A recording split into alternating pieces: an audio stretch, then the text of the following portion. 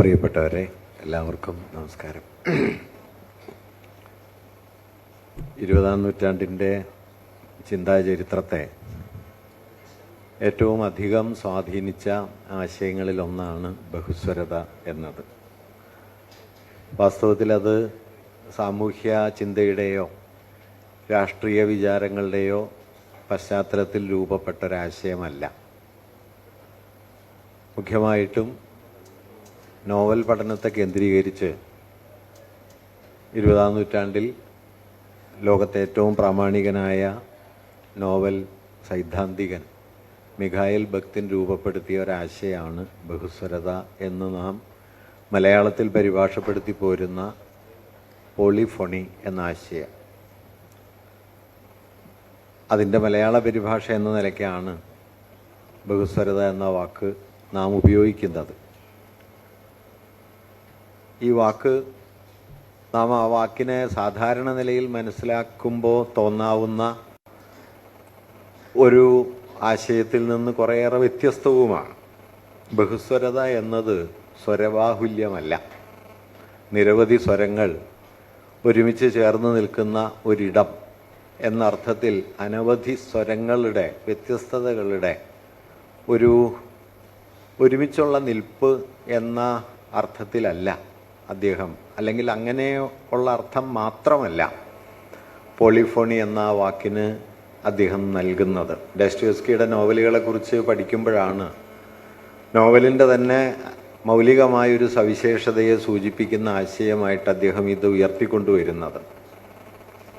ബക്തിൻ നിർദ്ദേശിച്ചൊരാശയം, ഒരു നോവലിൻ്റെ സാധ്യത സമൂഹത്തിലെ വ്യത്യസ്ത അടരുകളിൽപ്പെട്ട വ്യത്യസ്ത ജീവിത വീക്ഷണങ്ങൾ, ലോകബോധങ്ങൾ, രാഷ്ട്രീയ നിലപാടുകൾ, പ്രത്യയശാസ്ത്ര സമീപനങ്ങൾ ഒക്കെയുള്ള വിവിധ തട്ടുകളിൽപ്പെട്ട മനുഷ്യർ, അവരുടെ പ്രതിനിധികളായ മനുഷ്യർ, അവരുടെയൊക്കെ ശബ്ദങ്ങൾ തമ്മിൽ തമ്മിൽ കലർന്നും തമ്മിൽ പിന്തുണച്ചും ചിലപ്പോഴൊക്കെ തമ്മിൽ ഏറ്റുമുട്ടിയും നിലക്കൊള്ളുകയും ഒന്ന് മറ്റൊന്നിനെ കീഴ്പ്പെടുത്താതിരിക്കുകയും ഓരോന്നിനും അതാതിൻ്റേതായ സവിശേഷമായ ഇടം അവശേഷിക്കുകയും ചെയ്യുന്ന ഒന്നിനെയാണ് അദ്ദേഹം ബഹുസ്വരത എന്ന് വിളിച്ചത്. ലോകത്തെ എല്ലാ നോവലുകളും ഈ സാധ്യതയെ ഉൾക്കൊണ്ടവയല്ല. പല നോവലുകളും ആഖ്യാതാവിൻ്റെയോ അല്ലെങ്കിൽ ആഖ്യാതാവിൻ്റെ പ്രതിനിധിയായ കഥാപാത്രത്തിൻ്റെയോ വീക്ഷണങ്ങളെ ആ നോവലിൻ്റെ അടിസ്ഥാന വീക്ഷണമായി ഉറപ്പിച്ചുകൊണ്ടാണ് മുന്നേറുന്നത്. ഒരുപക്ഷെ ഒരു സമൂഹത്തിൻ്റെ വൈവിധ്യപൂർണമായ നിലനിൽപ്പിനെ ആകമാനം സംഗ്രഹിക്കാൻ ശേഷിയുള്ള ഒരു സാഹിത്യ ജനുസ് നോവലാണ് എന്ന് പറഞ്ഞുകൊണ്ട് ആ ശേഷി നോവലിന് കൈവരുന്നത് ബഹുസ്വരമായി നിലനിൽക്കാനുള്ള അതിൻ്റെ സാധ്യതയിലാണ് എന്ന് വിശദീകരിക്കുകയാണ് ബക്തിൻ ചെയ്തത്.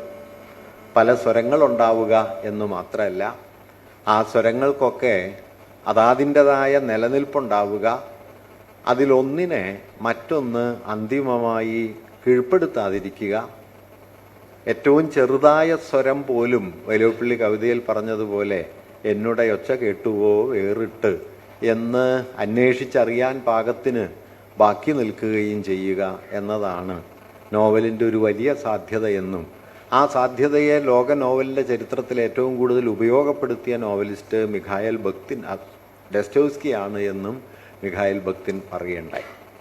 ഇങ്ങനെ നോവലിൻ്റെ വിചാര ചരിത്രത്തിൽ തുടങ്ങിയ ഒരു വാക്ക് പക്ഷേ പതിയെ നോവലിനെ കുറിച്ചുള്ള ആലോചനകളിൽ നിന്ന് വഴുതി മാറുകയും നോവലിൽ അത് മനസ്സിലാക്കപ്പെടുകയും പ്രയോഗിക്കപ്പെടുകയും ചെയ്യുന്നതിൻ്റെ എത്രയോ മടങ്ങ് 20ാം നൂറ്റാണ്ടിൻ്റെ സാമൂഹ്യ വിശകലനങ്ങളിലേക്ക് കടന്നു കയറുകയും ഒരുപക്ഷെ ഒരു സാഹിത്യ സങ്കല്പനം സാമൂഹ്യ ചിന്തയിലേക്ക് കടന്നു കയറിയതിൻ്റെ ഏറ്റവും മെച്ചപ്പെട്ട മാതൃകകളിലൊന്നായിട്ട് അത് മാറിത്തീരുകയും ചെയ്തു. ചില സങ്കല്പനങ്ങൾക്ക് അങ്ങനെ ഒരു ചരിത്രമുണ്ട്. ഇപ്പോൾ തോമസ് കൂൺ എന്ന് പേരായ ശാസ്ത്രത്തിൻ്റെ ചരിത്രകാരൻ, അദ്ദേഹം 1950കളിൽ പ്രസിദ്ധീകരിച്ച സ്ട്രക്ചർ ഓഫ് സയൻറ്റിഫിക് റവല്യൂഷൻ എന്നു പേരായിട്ടുള്ള ശാസ്ത്രവിപ്ലവങ്ങളുടെ ഘടന എന്ന ഗ്രന്ഥത്തിലാണ് പാരഡൈം എന്ന സങ്കല്പന അദ്ദേഹം അവതരിപ്പിച്ചത്. എങ്ങനെയാണ് ശാസ്ത്രത്തിൽ അതിൻ്റെ അടിസ്ഥാന വീക്ഷണങ്ങൾ പൊളിച്ചു മാറ്റപ്പെടുന്നത്, ശാസ്ത്ര വിപ്ലവങ്ങൾ, ന്യൂട്ടോണിയൻ ചിന്തയിൽ നിന്ന് ഐൻസ്റ്റീനിയൻ ചിന്തയിലേക്കുള്ള ഒരു വലിയ ഷിഫ്റ്റ് എങ്ങനെയാണ് നടക്കുന്നത്? അക്കാലം വരെ അതേക്കുറിച്ചുണ്ടായിരുന്ന ഒരു വീക്ഷണഗതി, ശാസ്ത്രത്തിൻ്റെ ആശയാവലികൾ കൂടി വന്ന് അത് പതിയെ പതിയെ വലുതായി വിജ്ഞാന വളർച്ചയുടെ ഒരു ഘട്ടത്തിൽ അതടുത്ത വീക്ഷണത്തിലേക്ക് എത്തിച്ചേരുന്നു എന്നാണ്. ഒരു ക്യുമുലേറ്റീവ് പെരുകി വരുന്ന സഞ്ചിതമായി തീരുന്ന ജ്ഞാനം അടുത്തൊരു ജ്ഞാനവ്യവസ്ഥയ്ക്ക് ജന്മം നൽകുന്നു എന്നാണ് ശാസ്ത്രചരിത്രം പൊതുവെ കരുതിയത്. തോമസ് കൂൺ ആ ഒരു വീക്ഷണത്തെ തിരുത്തുകയും വാസ്തവത്തിൽ ശാസ്ത്ര വിപ്ലവങ്ങളുടെ ഘടന വിജ്ഞാനത്തിൻ്റെ ശക്തിപ്പെടൽ വഴിയല്ല, വിജ്ഞാന വ്യവസ്ഥയുടെ ആഭ്യന്തര ദൗർബല്യങ്ങൾ തെളിഞ്ഞു വരുന്നത് വഴിയാണ് ശാസ്ത്ര വിപ്ലവങ്ങൾ അരങ്ങേറുന്നതെന്ന് വിശദീകരിക്കുകയും ചെയ്തു. തോമസ് കൂൺ ശാസ്ത്രത്തെ മുൻനിർത്തിയാണ് ഈ സങ്കല്പന അവതരിപ്പിച്ചതെങ്കിലും പിന്നീട് റോമില ഥാപ്പർ അതേക്കുറിച്ച് എഴുതുമ്പോൾ ചൂണ്ടിക്കാണിക്കുന്നുണ്ട്, ശാസ്ത്രത്തിൻ്റെ മേഖലയിൽ ഉപയോഗിക്കപ്പെട്ടതിനേക്കാൾ എത്രയോ അധികം ഈ സങ്കല്പനം സാമൂഹ്യ ചിന്തയുടെ മണ്ഡലത്തിലാണ് ഉപയോഗിക്കപ്പെട്ടത്. എന്നതുപോലെ സാഹിത്യചിന്തയിൽ ആരംഭിക്കുകയും സാഹിത്യത്തിൽ നിന്ന് സാമൂഹ്യ വിചാരങ്ങളുടെ ചരിത്രത്തിലേക്ക് കടന്നു കയറുകയും ചെയ്ത ഏറ്റവും പ്രധാനപ്പെട്ട ഒരു സമീക്ഷയായി, ആശയരൂപമായി ബഹുസ്വരത എന്ന ആശയം ഇന്ന് മാറിത്തീർന്നിട്ടുണ്ട്. ഒരുപക്ഷെ ഒരു സാമൂഹിക യാഥാർത്ഥ്യത്തെക്കുറിച്ച് പറയാൻ കഴിയുന്ന ഏറ്റവും പ്രധാനപ്പെട്ട ഒരു കാര്യം, ഏത് തരത്തിലുള്ള സാമൂഹിക യാഥാർത്ഥ്യവും ഈ നിലയിൽ ബഹുസ്വരമാണ് എന്നതാണ്. ആ ബഹുസ്വരതയെ പൂർണ്ണമായി പ്രകാശിപ്പിക്കാൻ ആ സമൂഹം സന്നദ്ധമാണോ? ആ ബഹുസ്വരതയെ പൂർണ്ണമായി ഉൾക്കൊള്ളുന്ന മട്ടിൽ ഒരു സമൂഹം യാഥാർത്ഥ്യത്തെ ഏറ്റെടുക്കാറുണ്ടോ എന്നതൊക്കെ മറ്റൊരു ചോദ്യമാണ്. പക്ഷേ യാഥാർത്ഥ്യത്തിൻ്റെ അടിസ്ഥാന പ്രകൃതം അതിൻ്റെ ബഹുസ്വരാത്മക ശേഷിയാണ് എന്ന് പറയാം. Polyphonic potential. ഈ പൊട്ടൻഷ്യൽ മാനിഫെസ്റ്റ് ചെയ്യപ്പെടാറുണ്ടോ? ഈ പൊട്ടൻഷ്യൽ പൂർണ്ണമായിട്ടും ആ സമൂഹത്തിനോ അതിനെ കൊണ്ടു നടക്കുന്ന ആളുകൾക്കോ അതിൽ പങ്കുചേരുന്നവർക്കോ തിരിച്ചറിയാൻ കഴിയാറുണ്ടോ എന്നത് മറ്റൊരു ചോദ്യമാണ്. തിരിച്ചറിയുന്നില്ല എന്നതിൻ്റെ അർത്ഥം ഇതില്ല എന്നല്ല. അതുകൊണ്ട് സാമൂഹിക യാഥാർത്ഥ്യത്തെക്കുറിച്ച് നമുക്ക് വച്ചു പുലർത്താൻ കഴിയുന്ന ഒരുപക്ഷെ ഏറ്റവും പ്രധാനപ്പെട്ട ഒരാശയം, സാമൂഹിക യാഥാർത്ഥ്യം എന്നത് അത് ഏത് തരത്തിലുള്ള സാമൂഹിക യാഥാർത്ഥ്യമായാലും സത്താപരമായ, എസൻഷ്യലിസ്റ്റായ, ഏകശിലാത്മകമായ ഒരു മൂല്യത്തിൻ്റെയോ ആശയത്തിൻ്റെയോ ആവിഷ്കാരമല്ലെന്നും തമ്മിൽ ഇടഞ്ഞു ഇണങ്ങി നിലകൊള്ളുന്ന നാനാതരം പ്രഭാവങ്ങളുടെ ഒരു സംഘർഷവേദിയാണ്, സംഘർഷവേദിയും സംവാദവേദിയുമാണ് യാഥാർത്ഥ്യം എന്നുമുള്ളതാണ് ഒരുപക്ഷെ യാഥാർത്ഥ്യത്തെക്കുറിച്ച് നമുക്ക് വച്ചു പുലർത്താൻ കഴിയുന്ന ഏറ്റവും പ്രധാനപ്പെട്ട ഒരു കാഴ്ചപ്പാട്. ഇത് വളരെ പ്രധാനമാണ് എന്ന് ഞാൻ കരുതുന്നു. കാരണം ഇന്ന് ഒരുപക്ഷെ വലതുപക്ഷത്തിൻ്റെയും ഫാഷിസത്തിൻ്റെയും പ്രതിലോമ ചിന്തയുടെയും ഒക്കെ മൗലികമായ ഒരു രീതിശാസ്ത്ര സമീപനം യാഥാർത്ഥ്യത്തിൻ്റെ ഈ പ്രക്രിയാപരം എന്ന് വിളിക്കാവുന്ന സ്വഭാവത്തെ നിരസിച്ച് അതിന് കേവലവും ശാശ്വതവും സ്ഥിരവുമായ ഉള്ളടക്കമുണ്ട് എന്ന് പറഞ്ഞുറപ്പിക്കലാണ്. ഒരു കലാവസ്തു ഇന്നതാണെന്ന് പറയുക, ഭൂതകാലം ഇന്നതാണെന്ന് പറയുക, ഒരു യാഥാർത്ഥ്യത്തിൻ്റെ ആകത്തുക ഈ ഒരു ആശയമാണ്, ഈ ഒരു മൂല്യമാണ് എന്ന് പറയുക എന്നിങ്ങനെ ഒരു നിലയിൽ സൈദ്ധാന്തികമായി പറഞ്ഞാൽ സത്താവൽക്കരണം, ശാശ്വതമായൊരു ഉള്ളടക്കം, കേവലമായൊരു ഉള്ളടക്കം, ഏകമാനമായ പ്രകൃതം യാഥാർത്ഥ്യത്തിനുണ്ട് എന്ന് പറഞ്ഞു ഉറപ്പിക്കുക വഴി ആ യാഥാർത്ഥ്യത്തിൻ്റെ ആന്തരിക ചലനാത്മകതയെ നിഷേധിച്ച് ഈ ഏകാത്മകമായ യാഥാർത്ഥ്യത്തിൻ്റെ ഉടമാവകാശികൾ തങ്ങളാണ് എന്ന് വാദിച്ചുറപ്പിച്ചുകൊണ്ടാണ് വാസ്തവത്തിൽ ഫാഷിസ്റ്റുകളും വലതുപക്ഷവാദികളും പ്രതിലോമകാരികളുമൊക്കെ സാമൂഹ്യ വിചിന്തനത്തിൽ ഏർപ്പെടുന്നത്. അതുകൊണ്ട് സത്താവൽക്കരണത്തിനെതിരായ സമരം എന്നത് വാസ്തവത്തിൽ ജനാധിപത്യത്തിന് വേണ്ടിയുള്ള സമരമാണ് എന്ന് നാം മനസ്സിലാക്കേണ്ടതുണ്ട്. ഒരു പാഠമാകട്ടെ, ഒരു സാമൂഹിക സന്ദർഭമാകട്ടെ, ഒരു സാമൂഹിക പ്രതിഭാസമാകട്ടെ, അത് കേവലമല്ല, അത് ഏകാത്മകമല്ല, ചലനാത്മകവും സംഘർഷ നിർഭരവും ആണ്. ഈ സംഘർഷാത്മകതയെ നാം വാസ്തവത്തിൽ ഭയപ്പെടേണ്ടതില്ല.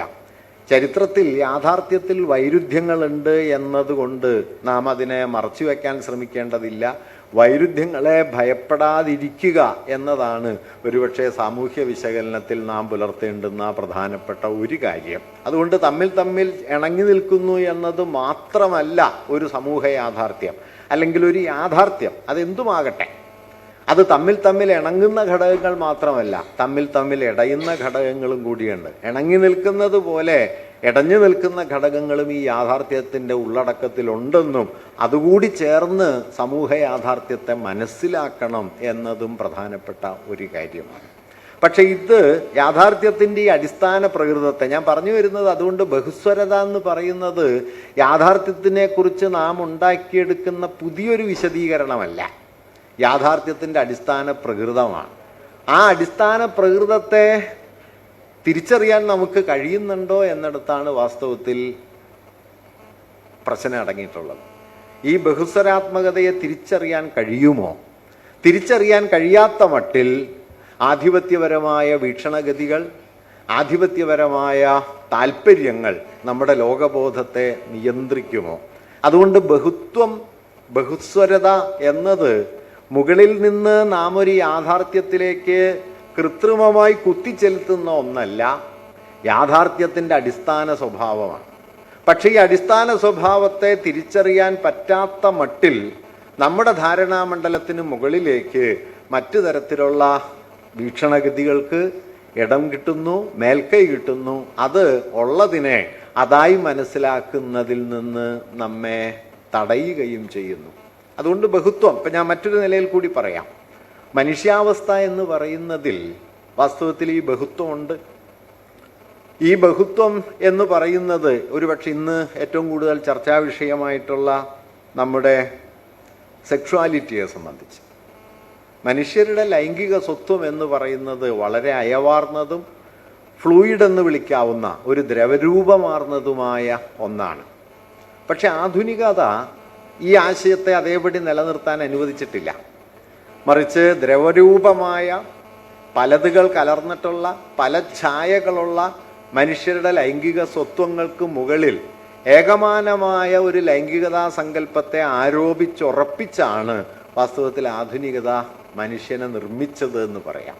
അതുകൊണ്ട് മോഡേൺ സെൽഫിൻ്റെ കോൺസ്റ്റിറ്റ്യൂഷനിൽ തന്നെ ഒരു അപരനിരാസം, അപരനിഷേധം അടങ്ങിയിട്ടുണ്ട് എന്നും പറയാം. തന്നിൽ തന്നെയുള്ള അപരാംശങ്ങളെ നിഷേധിച്ചും തന്നിൽ തന്നെയുള്ള അപരാംശങ്ങൾക്ക് മുകളിൽ തന്നിൻ്റെ ആത്മഭാവത്തെ അന്തിമ സത്യമായി സ്ഥാപിച്ചും തന്നെ ഉറപ്പിച്ചെടുക്കാനാണ് ആധുനിക ലോകം മനുഷ്യനെ പരിശീലിപ്പിച്ചതെന്നും ഇതാണ് ആധുനികതയിൽ നിലീനമായ ഹിംസാത്മകതയുടെ അടിസ്ഥാനമെന്നും ആദ്യം ചൂണ്ടിക്കാണിക്കുന്ന ആളുകളിൽ ഒരാൾ 20-ാം നൂറ്റാണ്ടിലെ മാർക്സിസ്റ്റ് ചിന്തയിലെ വളരെ പ്രാമാണികനായിട്ടുള്ള അഡോണോയാണ്.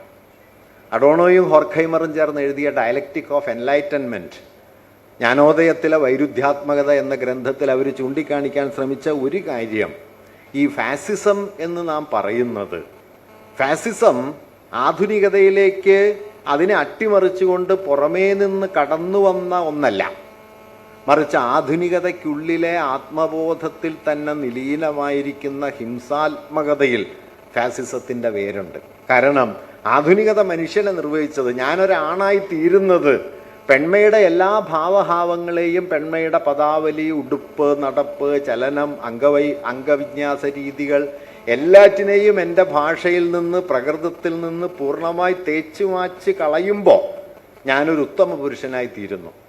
മറിച്ച് ഈ അംശങ്ങൾ കലരും തോറും എൻ്റെ പൗരുഷത്തിന് മൂല്യം കുറയുന്നു. അതായത് അപരനിഷേധത്തിലാണ് ആത്മത്തിൻ്റെ ബലം. ഇത് തിരിച്ചു. അതുകൊണ്ട് വെളുത്തവരിൽ കറുത്തവരില്ല, സ്ത്രീയിൽ പുരുഷനില്ല, പുരുഷനിൽ സ്ത്രീയില്ല, വിചാരത്തിൽ വികാരമില്ല എന്നിങ്ങനെ ദ്വന്ദ്വാത്മകമായ ബൈനറികൾ എന്ന് വിളിക്കാവുന്ന വിപരീത ദ്വന്ദ്വങ്ങളുടെ ഒരു ശൃംഖല സൃഷ്ടിച്ച് ആ വിപരീത ദ്വന്ദ്വങ്ങളുടെ ശൃംഖലയിൽ എവിടെയെങ്കിലുമൊക്കെയായി മനുഷ്യരെ ഉറപ്പിച്ച് സുദൃഢ വ്യക്തികളായി മനുഷ്യരെ രൂപാന്തരപ്പെടുത്തുക വഴി മനുഷ്യപ്രകൃതത്തിൻ്റെ അടിസ്ഥാനപരമായ ചലനാത്മകതയെ, അതിൻ്റെ ദ്രവാവസ്ഥയെ, അതിൻ്റെ സ്വാഭാവികമായ ഒരു പ്രവാഹപ്രകൃതത്തെ ആധുനികത റദ്ദാക്കിയെന്നും ഈ കൃത്രിമമായ മനുഷ്യ സ്വത്വ സങ്കല്പമാണ് വാസ്തവത്തിൽ പിന്നീട് അപരനിഷേധത്തിൻ്റെ രാഷ്ട്രയുക്തിയായി മാറുന്നത് എന്നും, അതുകൊണ്ട് exclusion and annihilation of the other, അപരത്തിൻ്റെ വകഞ്ഞു മാറ്റലും അപരത്തിൻ്റെ റദ്ദാക്കലും എന്ന തത്വം നമ്മുടെ ആധുനിക മനുഷ്യൻ്റെ ആത്മസങ്കല്പത്തിൽ തന്നെ അടങ്ങിയിട്ടുണ്ടെന്നും അതിനെ ഒരു രാഷ്ട്ര വ്യവഹാരമാക്കി മാറ്റുന്ന സമയത്ത് ഒരു ഫാഷിസ്റ്റ് രാഷ്ട്രം ജനിക്കുന്നു എന്നും അഡോണോയെ പോലുള്ളവർ ചൂണ്ടിക്കാണിക്കേണ്ടായി. ഞാനിത് ഇത്രയും പറഞ്ഞെന്താണെന്ന് വെച്ച് കഴിഞ്ഞാൽ, ഫാഷിസം എന്നത് ഹിംസാത്മകമായൊരു രാഷ്ട്ര ശരീരം മാത്രമാണ് എന്ന് തെറ്റിദ്ധരിക്കാതിരിക്കുകയും നമ്മിൽ തന്നെയുള്ള ഈ അപരനിരാസത്തിൻ്റെ അപരനിഷേധത്തിൻ്റെ യുക്തികളുടെ ബീജരൂപങ്ങളെ തിരിച്ചറിഞ്ഞ് പ്രതിരോധിക്കാൻ ശ്രമിക്കുകയും ചെയ്യുമ്പോൾ ബഹുസ്വരത എന്നത് നമുക്ക് കൂടി ബാധകമായതും എന്നാൽ നാം വകവെച്ചു കൊടുക്കാത്തതുമായ ഒന്നാണ് എന്ന് തിരിച്ചറിയാൻ കഴിയും. ഇത് നമ്മിലും ബാധകമായ ഒന്നാണ്. പക്ഷേ നാം ഒരു ബഹുസ്വര സാന്നിധ്യമാണ്. നമ്മുടെ ഉണ്മ ബഹുസ്വരാത്മകമാണ്. ഒരു പോളിഫോണിക് ബീയിങ് എന്ന് പറയാവുന്ന നിലയിലുള്ളൊരു ജീവിതം സാധാരണ നിലയിൽ നമുക്ക് സാധ്യമല്ല. അത് നിലപാടില്ലായ്മയായിട്ടോ അത് വഴുവഴുപ്പൻ പ്രകൃതമായിട്ടോ ഒക്കെ മനസ്സിലാക്കപ്പെടുകയാണ് പൊതുവിൽ സംഭവിക്കുന്നത്. അതുകൊണ്ട് വളരെ ആഴമുള്ള, ഒരുപക്ഷെ 20-ാം നൂറ്റാണ്ടിൻ്റെ സാമൂഹ്യ ചിന്തയിലേക്ക്, രാഷ്ട്രീയ വ്യവഹാരത്തിലേക്ക് ബഹുസ്വരത എന്ന ആശയം കൂടുതൽ കടന്നു കയറിയത് ഭക്തിനിത് എഴുതുന്നത് 1920-കളിലും 30-കളിലുമാണ്. പ്രോബ്ലംസ് ഓഫ് ഡോസ്റ്റോവ്സ്കീസ് പോയറ്റിക്സ് എന്ന ഡോസ്റ്റോവ്സ്കിയുടെ കാവ്യശാസ്ത്രത്തിൻ്റെ പ്രശ്നങ്ങൾ എന്ന ഡോസ്റ്റോവ്സ്കിയെക്കുറിച്ചുള്ള പഠനത്തിലാണ് ഭക്തിനി സങ്കല്പം അവതരിപ്പിക്കുന്നത്. പക്ഷേ 2-ാം ലോക യുദ്ധത്തിന് ശേഷം എന്തുകൊണ്ട് ഹിംസാത്മകതയുടെ ഈ വലിയ പ്രകാരങ്ങൾ ഒന്നിനു പിറകെ മറ്റൊന്നായി യൂറോപ്യൻ നാഗരികതയെ വിഴുങ്ങുന്നു എന്ന ചോദ്യം ഉയർന്നു വന്ന സമയത്താണ് ബഹുസ്വരമായ ഉണ്മയെ നിരസിക്കുകയും മനുഷ്യൻ്റെ സ്വത്വസ്ഥാപനത്തിൽ തന്നെ ഹിംസാത്മകതയെ ആഴത്തിൽ ഉൾച്ചേർക്കുകയും ചെയ്താണ് ആധുനികത നിലനിൽക്കുന്നത് എന്ന വിമർശനം പലരും ഉയർത്തിക്കൊണ്ടുവരാൻ ശ്രമിച്ചത്. ഒരുപക്ഷെ ഈ വിമർശനത്തിൻ്റെ അല്ലെങ്കിൽ ഈ ഒരു വീക്ഷണത്തിൻ്റെ പ്രാഗ്രൂപങ്ങളിലൊന്ന് നിങ്ങൾക്ക് കാണാൻ കഴിയുന്നത് മാർക്സിൻ്റെ ഒരു നിരീക്ഷണത്തിലാണ്. മാർക്സ് മനുഷ്യനെ വിശദീകരിക്കുന്ന ഒരു വാക്യം, വളരെ പ്രധാനപ്പെട്ടൊരു വാക്യമാണ്, man is an ensemble of social relations എന്ന് അദ്ദേഹം പറയും. അത് പ്രധാനപ്പെട്ടൊരു വാക്കാണ്. ഈ എൻസംബിൾ എന്നുള്ള വാക്ക് പിന്നീട് നമ്മുടെ ബർട്ടോൾട്ട് ബ്രെറ്റ് അദ്ദേഹത്തിൻ്റെ തിയേറ്ററിന് നൽകിയ പേരായിരുന്നു. എൻസംബിൾ എന്ന് പറയുന്നത് ഒരു സഞ്ചയം എന്നാണ്. പലതുകൾ കൂടിച്ചേർന്ന് നിൽക്കുന്ന, പല അളവിലും അനുപാതത്തിലും പല അടരുകളായി നിലനിൽക്കുന്ന ഒരു സോഷ്യൽ എൻഗേജ്മെൻറ്റിനെ, എൻറ്റിറ്റിയെ സൂചിപ്പിക്കാനാണ് എൻസംബിൾ എന്ന പദം അദ്ദേഹം ഉപയോഗിക്കുന്നത്. ഈ പദം അതേപടി കടമെടുത്തിട്ടാണ്, ഒരു ജർമ്മൻ വാക്കാണ്, ഈ പദം അതേപടി കടമെടുത്തിട്ടാണ് മാർക്സ് മനുഷ്യനെ വിശദീകരിക്കുന്നത്. ഇത് ആധുനികത ജന്മം നൽകിയ മനുഷ്യ സങ്കല്പത്തിനെതിരായ വലിയ വിമർശനമായിരുന്നു. കാരണം ആധുനികത വ്യക്തി എന്ന് പറയുന്ന ആദിമധ്യാന്ത പൊരുത്തമുള്ള, ഭദ്രതയുള്ള, തുടക്കം മുതൽ ഒടുക്കം വരെ ഒരു വ്യക്തിയുടെ ജീവിതത്തിൻ്റെ എല്ലാ പ്രകാരങ്ങളെയും നിർണ്ണയിക്കുന്ന ഒരു കേവല മൂല്യം എന്ന നിലയിൽ വ്യക്തിത്വം എന്ന സങ്കല്പത്തെ ഉയർത്തിക്കൊണ്ടുവരികയും, ഇൻഡിവിജ്വാലിറ്റി എന്നുള്ളത് നമുക്കറിയാം അവിഭാജ്യമെന്ന് നാം പറയുന്ന ഇൻഡിവിസിബിളായ, ഇനി വെട്ടിമാറ്റാൻ പറ്റാത്ത, അഴിച്ചു മാറ്റാൻ പറ്റാത്ത ഏകതയാണ് ഈ വ്യക്തിത്വത്തിൻ്റെ ആധാരം എന്ന സങ്കല്പത്തിൽ നിന്നാണ് ആധുനിക മനുഷ്യ സങ്കല്പം വന്നത്. ആ മനുഷ്യ സങ്കല്പത്തെ ആദ്യം വിമർശിക്കുന്ന ആളുകളിൽ ഒരാൾ മാർക്സാണ്. കാരണം ആ മനുഷ്യ സങ്കല്പത്തിൽ മൗലികമായി അപരമില്ല, ലോകബന്ധങ്ങളില്ലാത്ത മുൻകൂറായി നൽകപ്പെട്ട ഒരു സത്തയാണ് വ്യക്തി എന്ന് സങ്കല്പിക്കുന്നതോടെ നിങ്ങൾ മാത്രമായി തീരുകയും നിങ്ങൾക്ക് പുറത്തുള്ളതൊക്കെ അപരരൂപങ്ങളായി തീരുകയും ചെയ്യും. ഈ അപരസങ്കല്പം ആധുനികമായ മനുഷ്യഭാവനയിൽ നിലീനമായിരിക്കുന്നു എന്നതുകൊണ്ടാണ് അത് അടിസ്ഥാനപരമായി ഹിംസാത്മകമാണെന്നും ഈ ഹിംസാത്മകതയുടെ പ്രൊജക്ഷൻ, മുമ്പോട്ടുള്ള വിപുലീകരണം, ആ വിപുലീകരണത്തിന് രാഷ്ട്രവ്യവഹാരം വരെ ചെന്നു ചേരാൻ കഴിയും എന്നുമൊക്കെ നിരീക്ഷിക്കപ്പെട്ടത്. ഞാനിത് ഇത്രയും പറയാൻ കാരണം, ഈ ബഹുസ്വരത എന്ന ആശയത്തെ അതുകൊണ്ട് രാഷ്ട്രവ്യവഹാരത്തിലോ സാഹിത്യചിന്തയിലോ ഒക്കെ മാത്രം ബാധകമായ ഒന്നായി ചുരുക്കാതെ, ഒരുപക്ഷെ ഏറ്റവും പ്രാഥമികമായ വസ്തുയാഥാർത്ഥ്യം മുതൽ മനുഷ്യപ്രകൃതം വരെയും, കല മുതൽ സാമൂഹ്യ സിദ്ധാന്തങ്ങൾ വരെയുമുള്ള, രാഷ്ട്ര ശരീരത്തിൻ്റെ പ്രകൃതം വരെയുള്ള സർവ്വതിനെയും അഭിസംബോധന ചെയ്യാൻ കെൽപ്പുള്ള ഒരു സൈദ്ധാന്തിക സങ്കല്പനമായി കഴിഞ്ഞ അരമുക്കാൽ നൂറ്റാണ്ടിനിടയിൽ, പ്രത്യേകിച്ച് 2-ാം ലോക യുദ്ധാനന്തരം വികസിച്ചു വന്ന സാമൂഹ്യ വിചിന്തനങ്ങൾ ബഹുസ്വരത എന്ന ആശയത്തെ ഉയർത്തിക്കൊണ്ടുവന്നിട്ടുണ്ട്. അതുകൊണ്ട് പോളിഫോണിക് ആയിരിക്കുന്നു എന്നുള്ളതിൻ്റെ അർത്ഥം ഒരു സമൂഹത്തിൽ വ്യത്യസ്ത സാമൂഹ്യ വിഭാഗങ്ങളുണ്ട്, രാഷ്ട്രീയ വീക്ഷണങ്ങളുണ്ട് എന്ന് പറയുന്നിടത്ത് അവസാനിക്കുന്നില്ല. മറിച്ച് ഞാൻ എന്നത് പലതാണ് എന്ന തിരിച്ചറിവിലേക്ക് അത് എത്തിച്ചേരുന്നു. ഞാൻ എന്നതൊരു നിർമ്മിതിയാണ് എന്ന തിരിച്ചറിവിലേക്ക് എത്തിച്ചേരുന്നു.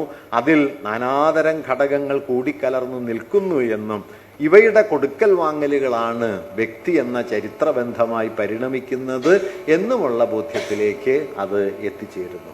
അപ്പം ഇങ്ങനെ സാഹിത്യ വിചിന്തനത്തിൽ ആരംഭിക്കുകയും സാമൂഹിക യാഥാർത്ഥ്യത്തിൻ്റെ എല്ലാ പ്രതലങ്ങളിലേക്കും കടന്നു നിൽക്കുകയും ചെയ്യുന്ന ഒരു സങ്കല്പനത്തിൽ നിന്ന് നമ്മുടെ ഇന്ത്യയുടെ സാമൂഹിക യാഥാർത്ഥ്യത്തെ നമുക്ക് എങ്ങനെ മനസ്സിലാക്കാൻ കഴിയും എന്നതിന് സംബന്ധിക്കുന്ന ചില ആശയങ്ങൾ പറയാനാണ് ഞാൻ തുടർന്ന് ശ്രമിക്കുന്നത്.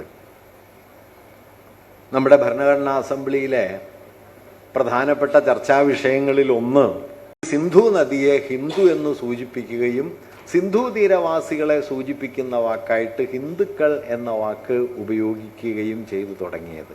വാസ്തവത്തിൽ ഇന്ന് ഹിന്ദുക്കൾ എന്നറിയപ്പെടുന്നത് ഇങ്ങനെ ഒരു പേർഷ്യൻ വാക്കാണ് എന്ന കാര്യം ഹിന്ദുക്കൾ ഓർക്കുന്നത് നല്ലതാണ്. അങ്ങനെയുണ്ടല്ലോ, പണ്ട് ഈ അഴീക്കോട് മാഷ് ബാബറി മസ്ജിദ് പൊളിച്ച സമയത്ത് മാഷ് അതിനെതിരെ ഒരു പ്രഭാഷണ പരമ്പര തൃശ്ശൂർ നടത്തുകയുണ്ടായി. ഭാരതീയത എന്നാണ് ആ പ്രഭാഷണ പരമ്പരയ്ക്ക് കൊടുത്ത പേര്. അതിൽ ആദ്യത്തെ ദിവസം മാഷ് കൗതുകമുള്ളൊരു കാര്യം പറയുന്നുണ്ട്. ഇന്ത്യയുടെ ചരിത്രത്തിൽ 5 മഹാചക്രവർത്തിമാരാണുള്ളത്. അതിലൊന്നാമത്തെ ആൾ ചന്ദ്രഗുപ്ത മൗര്യനാണ്. അദ്ദേഹം ജൈനനായിരുന്നു. പിന്നീട് കാണുന്ന രണ്ടാമതൊരു വലിയ ആള് അശോകനാണ്. അദ്ദേഹം ബുദ്ധമതക്കാരനായിരുന്നു. പിന്നീട് ഹർഷനാണ്, അദ്ദേഹവും ബുദ്ധമതക്കാരനായിരുന്നു. പിന്നെ സമുദ്രഗുപ്ത വിക്രമാദിത്യനാണ്, അയാൾ ഹിന്ദു ആയിരുന്നു. പിന്നെ അക്ബറാണ്, അയാൾ മുസ്ലിമായിരുന്നു. എന്നിട്ട് അഴീക്കോട് മാഷ് പറയാം, അതുകൊണ്ട് കണക്ക് പറഞ്ഞാൽ 5-ൽ 1 കണക്കേ പറയാവൂ. പക്ഷെ 5-ൽ 5 കണക്കാണ് ഇപ്പോൾ പറഞ്ഞുകൊണ്ടിരിക്കുന്നത്. ഒരേ ഒരാളുള്ളൂ കേട്ടോ, ഈ ചന്ദ്രഗുപ്ത വിക്രമാദിത്യൻ, അശോകൻ, ഹർഷൻ, അക്ബർ,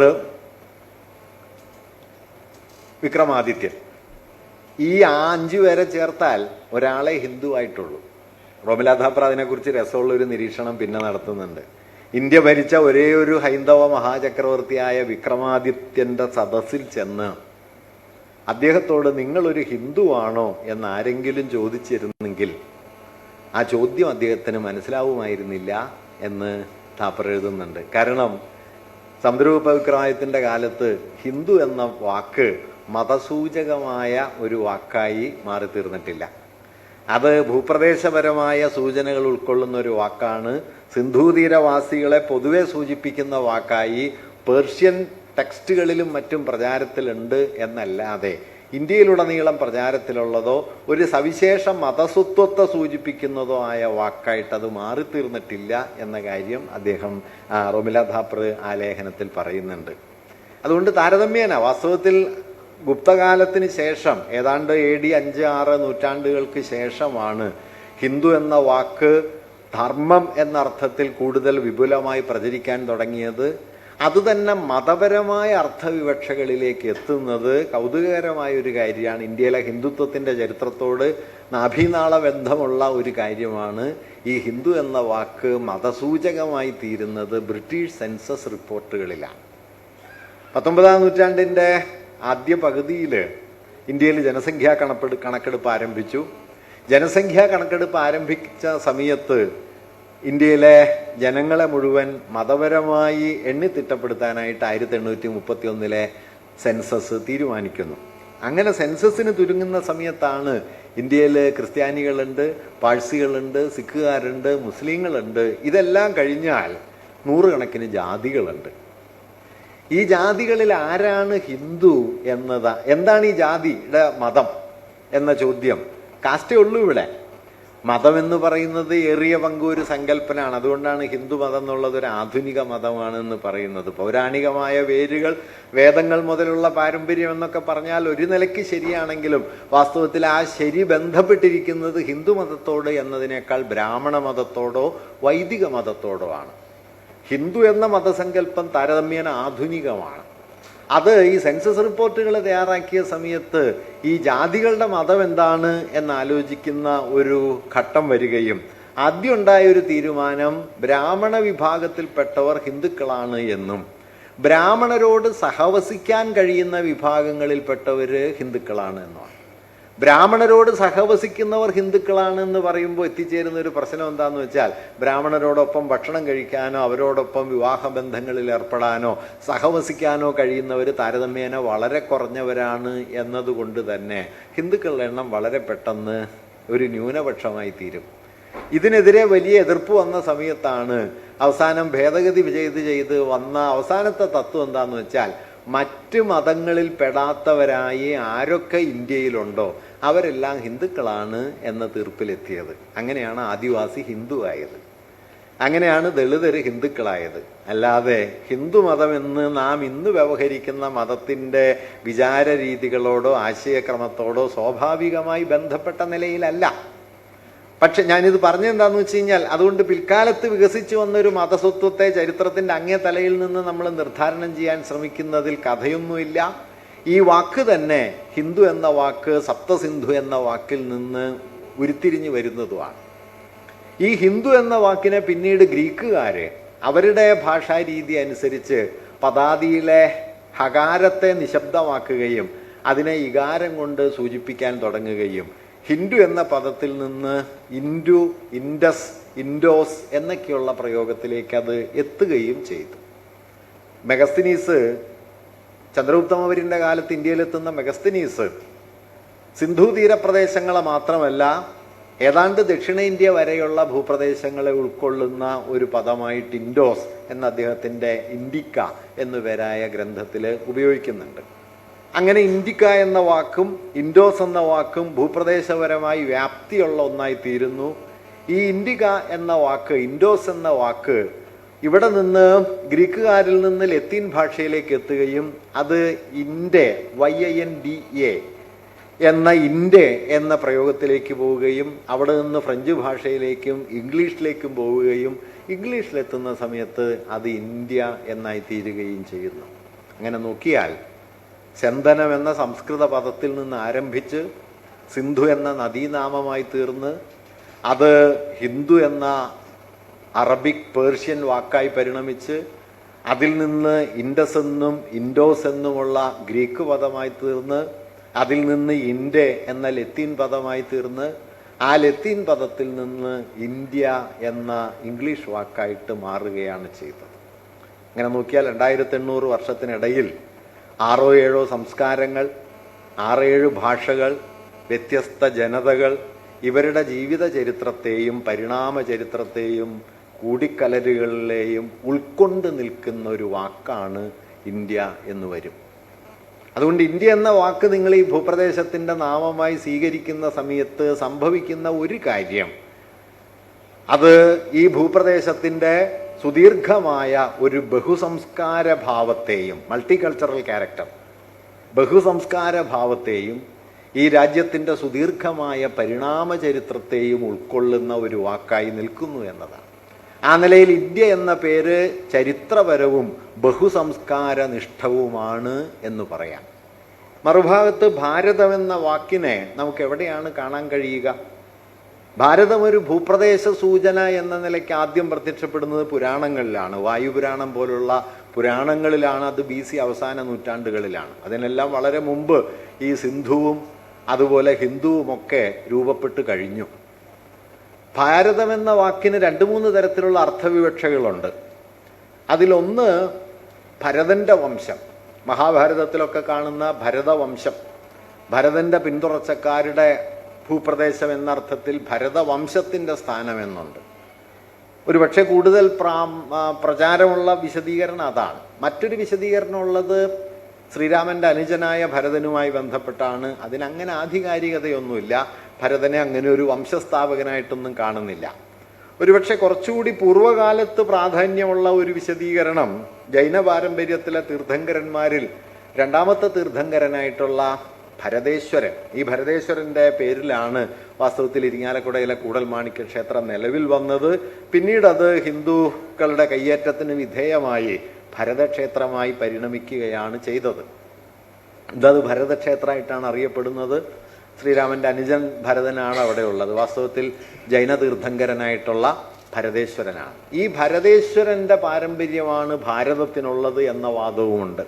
ആ വാദവും അത്രമേൽ സാധുവാണ് എന്ന് പലരും കരുതുന്നില്ല. ഏതായാലും ഈ 3 വ്യത്യസ്ത പാരമ്പര്യങ്ങളും ഈ സങ്കല്പങ്ങളിലുള്ള ഒരു പ്രത്യേകത എന്താണെന്ന് വെച്ചാൽ അടിസ്ഥാനപരമായി ഐതിഹ്യാത്മകവും മതപരവുമാണ്.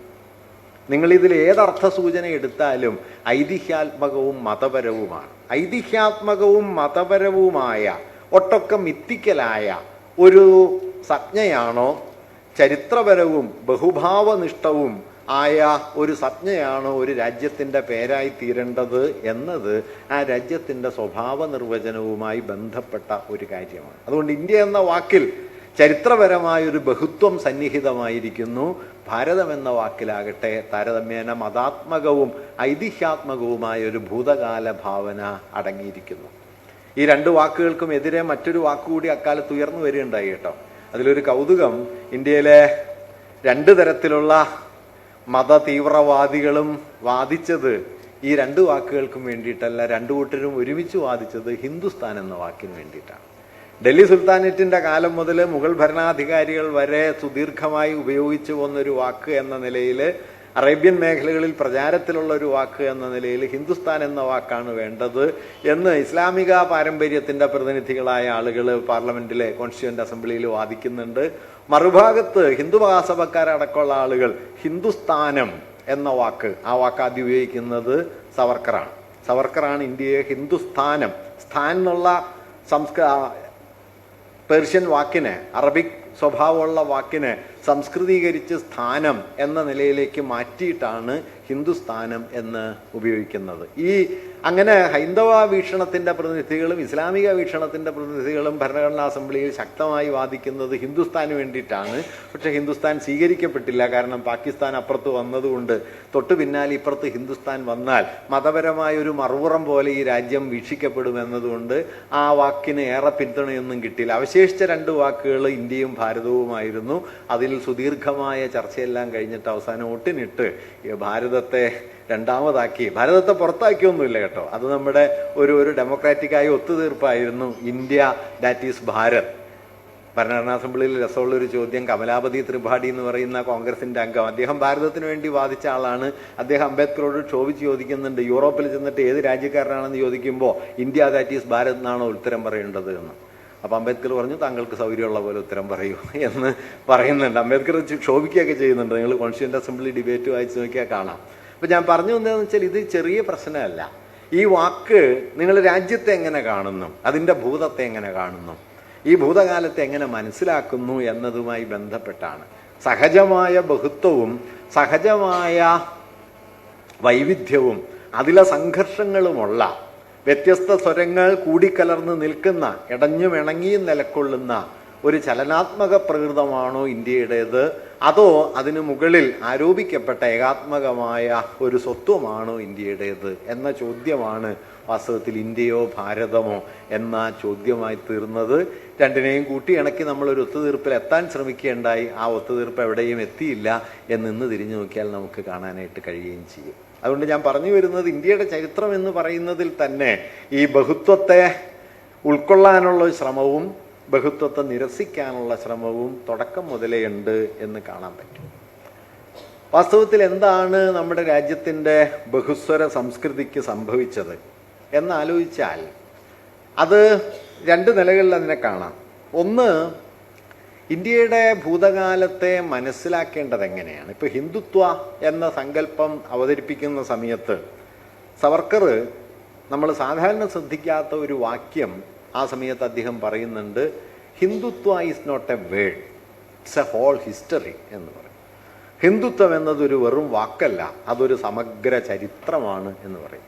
ഈ സമഗ്ര ചരിത്രം അദ്ദേഹം ഏറ്റവും കൂടുതൽ ആഴത്തിൽ ആവിഷ്കരിക്കാൻ ശ്രമിച്ചത് 6 ഗ്ലോറിയസ് എപ്പോക്ക് ഓഫ് ഇന്ത്യൻ ഹിസ്റ്ററി എന്ന് പറയുന്ന ഇന്ത്യാ ചരിത്രത്തിൽ 6 സുവർണ യുഗങ്ങൾ എന്ന അദ്ദേഹത്തിൻ്റെ ഗ്രന്ഥത്തിലാണ്. ആ ഗ്രന്ഥത്തിലാണ് അധിനിവേശ ശക്തികൾക്കെതിരായ ചെറുത്തുനിൽപ്പിൻ്റെ നിരന്തരമായ ഒരു കഥയാണ് ഇന്ത്യ എന്ന വാദം അദ്ദേഹം ഉയർത്തുന്നത്. ഈ വാദം അദ്ദേഹം അവതരിപ്പിച്ച കാലത്ത് ഒരു ചെറിയ വാദമായിരുന്നുവെങ്കിലും പിന്നെ അത് ഉറച്ചൊരു വാദമായി തീരുകയും ഒരുപക്ഷെ ഇന്ന് മുഗൾ ഭരണം വരെ അധിനിവേശപരമാണ് എന്ന് വാദിക്കുന്നിടത്തേക്ക് അത് എത്തിച്ചേരുകയും ഔറംഗസീബിൻ്റെ പേര് മാത്രമല്ല അക്ബറുടെ പേരും നമ്മുടെ ചരിത്രത്തിൽ നിന്ന് തേച്ചുമാച്ച് കളയണം, മുഗൾ ഭരണാധികാരികളുടെ പേരുകൾ തേച്ചുമാച്ച് കളയണം എന്നും അത് ഇസ്ലാമികമായ ഒരു അധിനിവേശത്തിൻ്റെ അവശിഷ്ട രൂപമാണ് എന്ന വാദം ഉയരുകയും ചെയ്തു. ഈ വാദങ്ങളുടെയൊക്കെ വിത്ത് കിടക്കുന്നത് ഈ സവർക്കർ കൊണ്ടുവന്ന ഈ ആശയത്തിലാണ്. അതുകൊണ്ട് ഇന്ത്യയുടെ ഭൂതകാലത്തെ മനസ്സിലാക്കാൻ ശ്രമിക്കുക എന്നാൽ അതിൻ്റെ ഒരർത്ഥം ഇന്ത്യയുടെ ഭൂതകാലത്തെക്കുറിച്ച് സാമ്രാജ്യ ചരിത്രകാരന്മാരും ദേശീയവാദികളും മറ്റു പലരും നിർമ്മിച്ചെടുത്ത ഒരു ധാരണയെ അഴിച്ചു നോക്കുക എന്നതാണ്. നിർഭാഗ്യവശാൽ നമ്മുടെ ഈ വർഗീയ വിരുദ്ധ പരിശ്രമങ്ങൾ അത്തരത്തിലുള്ള ആലോചനകളിലേക്കേറെയൊന്നും കടക്കുന്നില്ല. ഞങ്ങളുടെ വൈസ് ചാൻസലർ കൂടിയായിരുന്ന ഇന്ത്യയിലെ പ്രമുഖ ചരിത്രകാരനായിരുന്നിട്ടുള്ള പ്രൊഫസർ KN പണിക്കർ അദ്ദേഹം പ്രസംഗങ്ങളിൽ സ്ഥിരമായി പറയുന്ന ഒരു കാര്യം എന്തായിരുന്നു എന്ന് വെച്ചാൽ, നിങ്ങൾക്ക് ജാഥ നടത്തി വർഗീയതയെ തോൽപ്പിക്കാൻ കഴിയില്ല. എന്നിട്ട് അദ്ദേഹം പറയും അതിൻ്റെ കാരണം എന്താണെന്ന് വെച്ചാൽ ജാഥയിലും വേണ്ടത്ര വർഗീയവാദികൾ ഉണ്ടായിരിക്കും എന്നതാണ്. അത് വർഗീയവാദികൾ ജാഥയിൽ നുഴഞ്ഞു കയറുന്നു എന്നുള്ള അർത്ഥത്തിലല്ല, താൻ വർഗീയവാദിയാണ് എന്ന് തിരിച്ചറിയാതെ വർഗീയവാദിയായി ജീവിക്കാൻ ഇന്ത്യയിലെ കോടിക്കണക്കിന് മനുഷ്യർക്ക് സ്വാഭാവികമായി കഴിയുമെന്നിടത്താണ് ഇന്ത്യൻ വർഗീയതയുടെ വിജയം.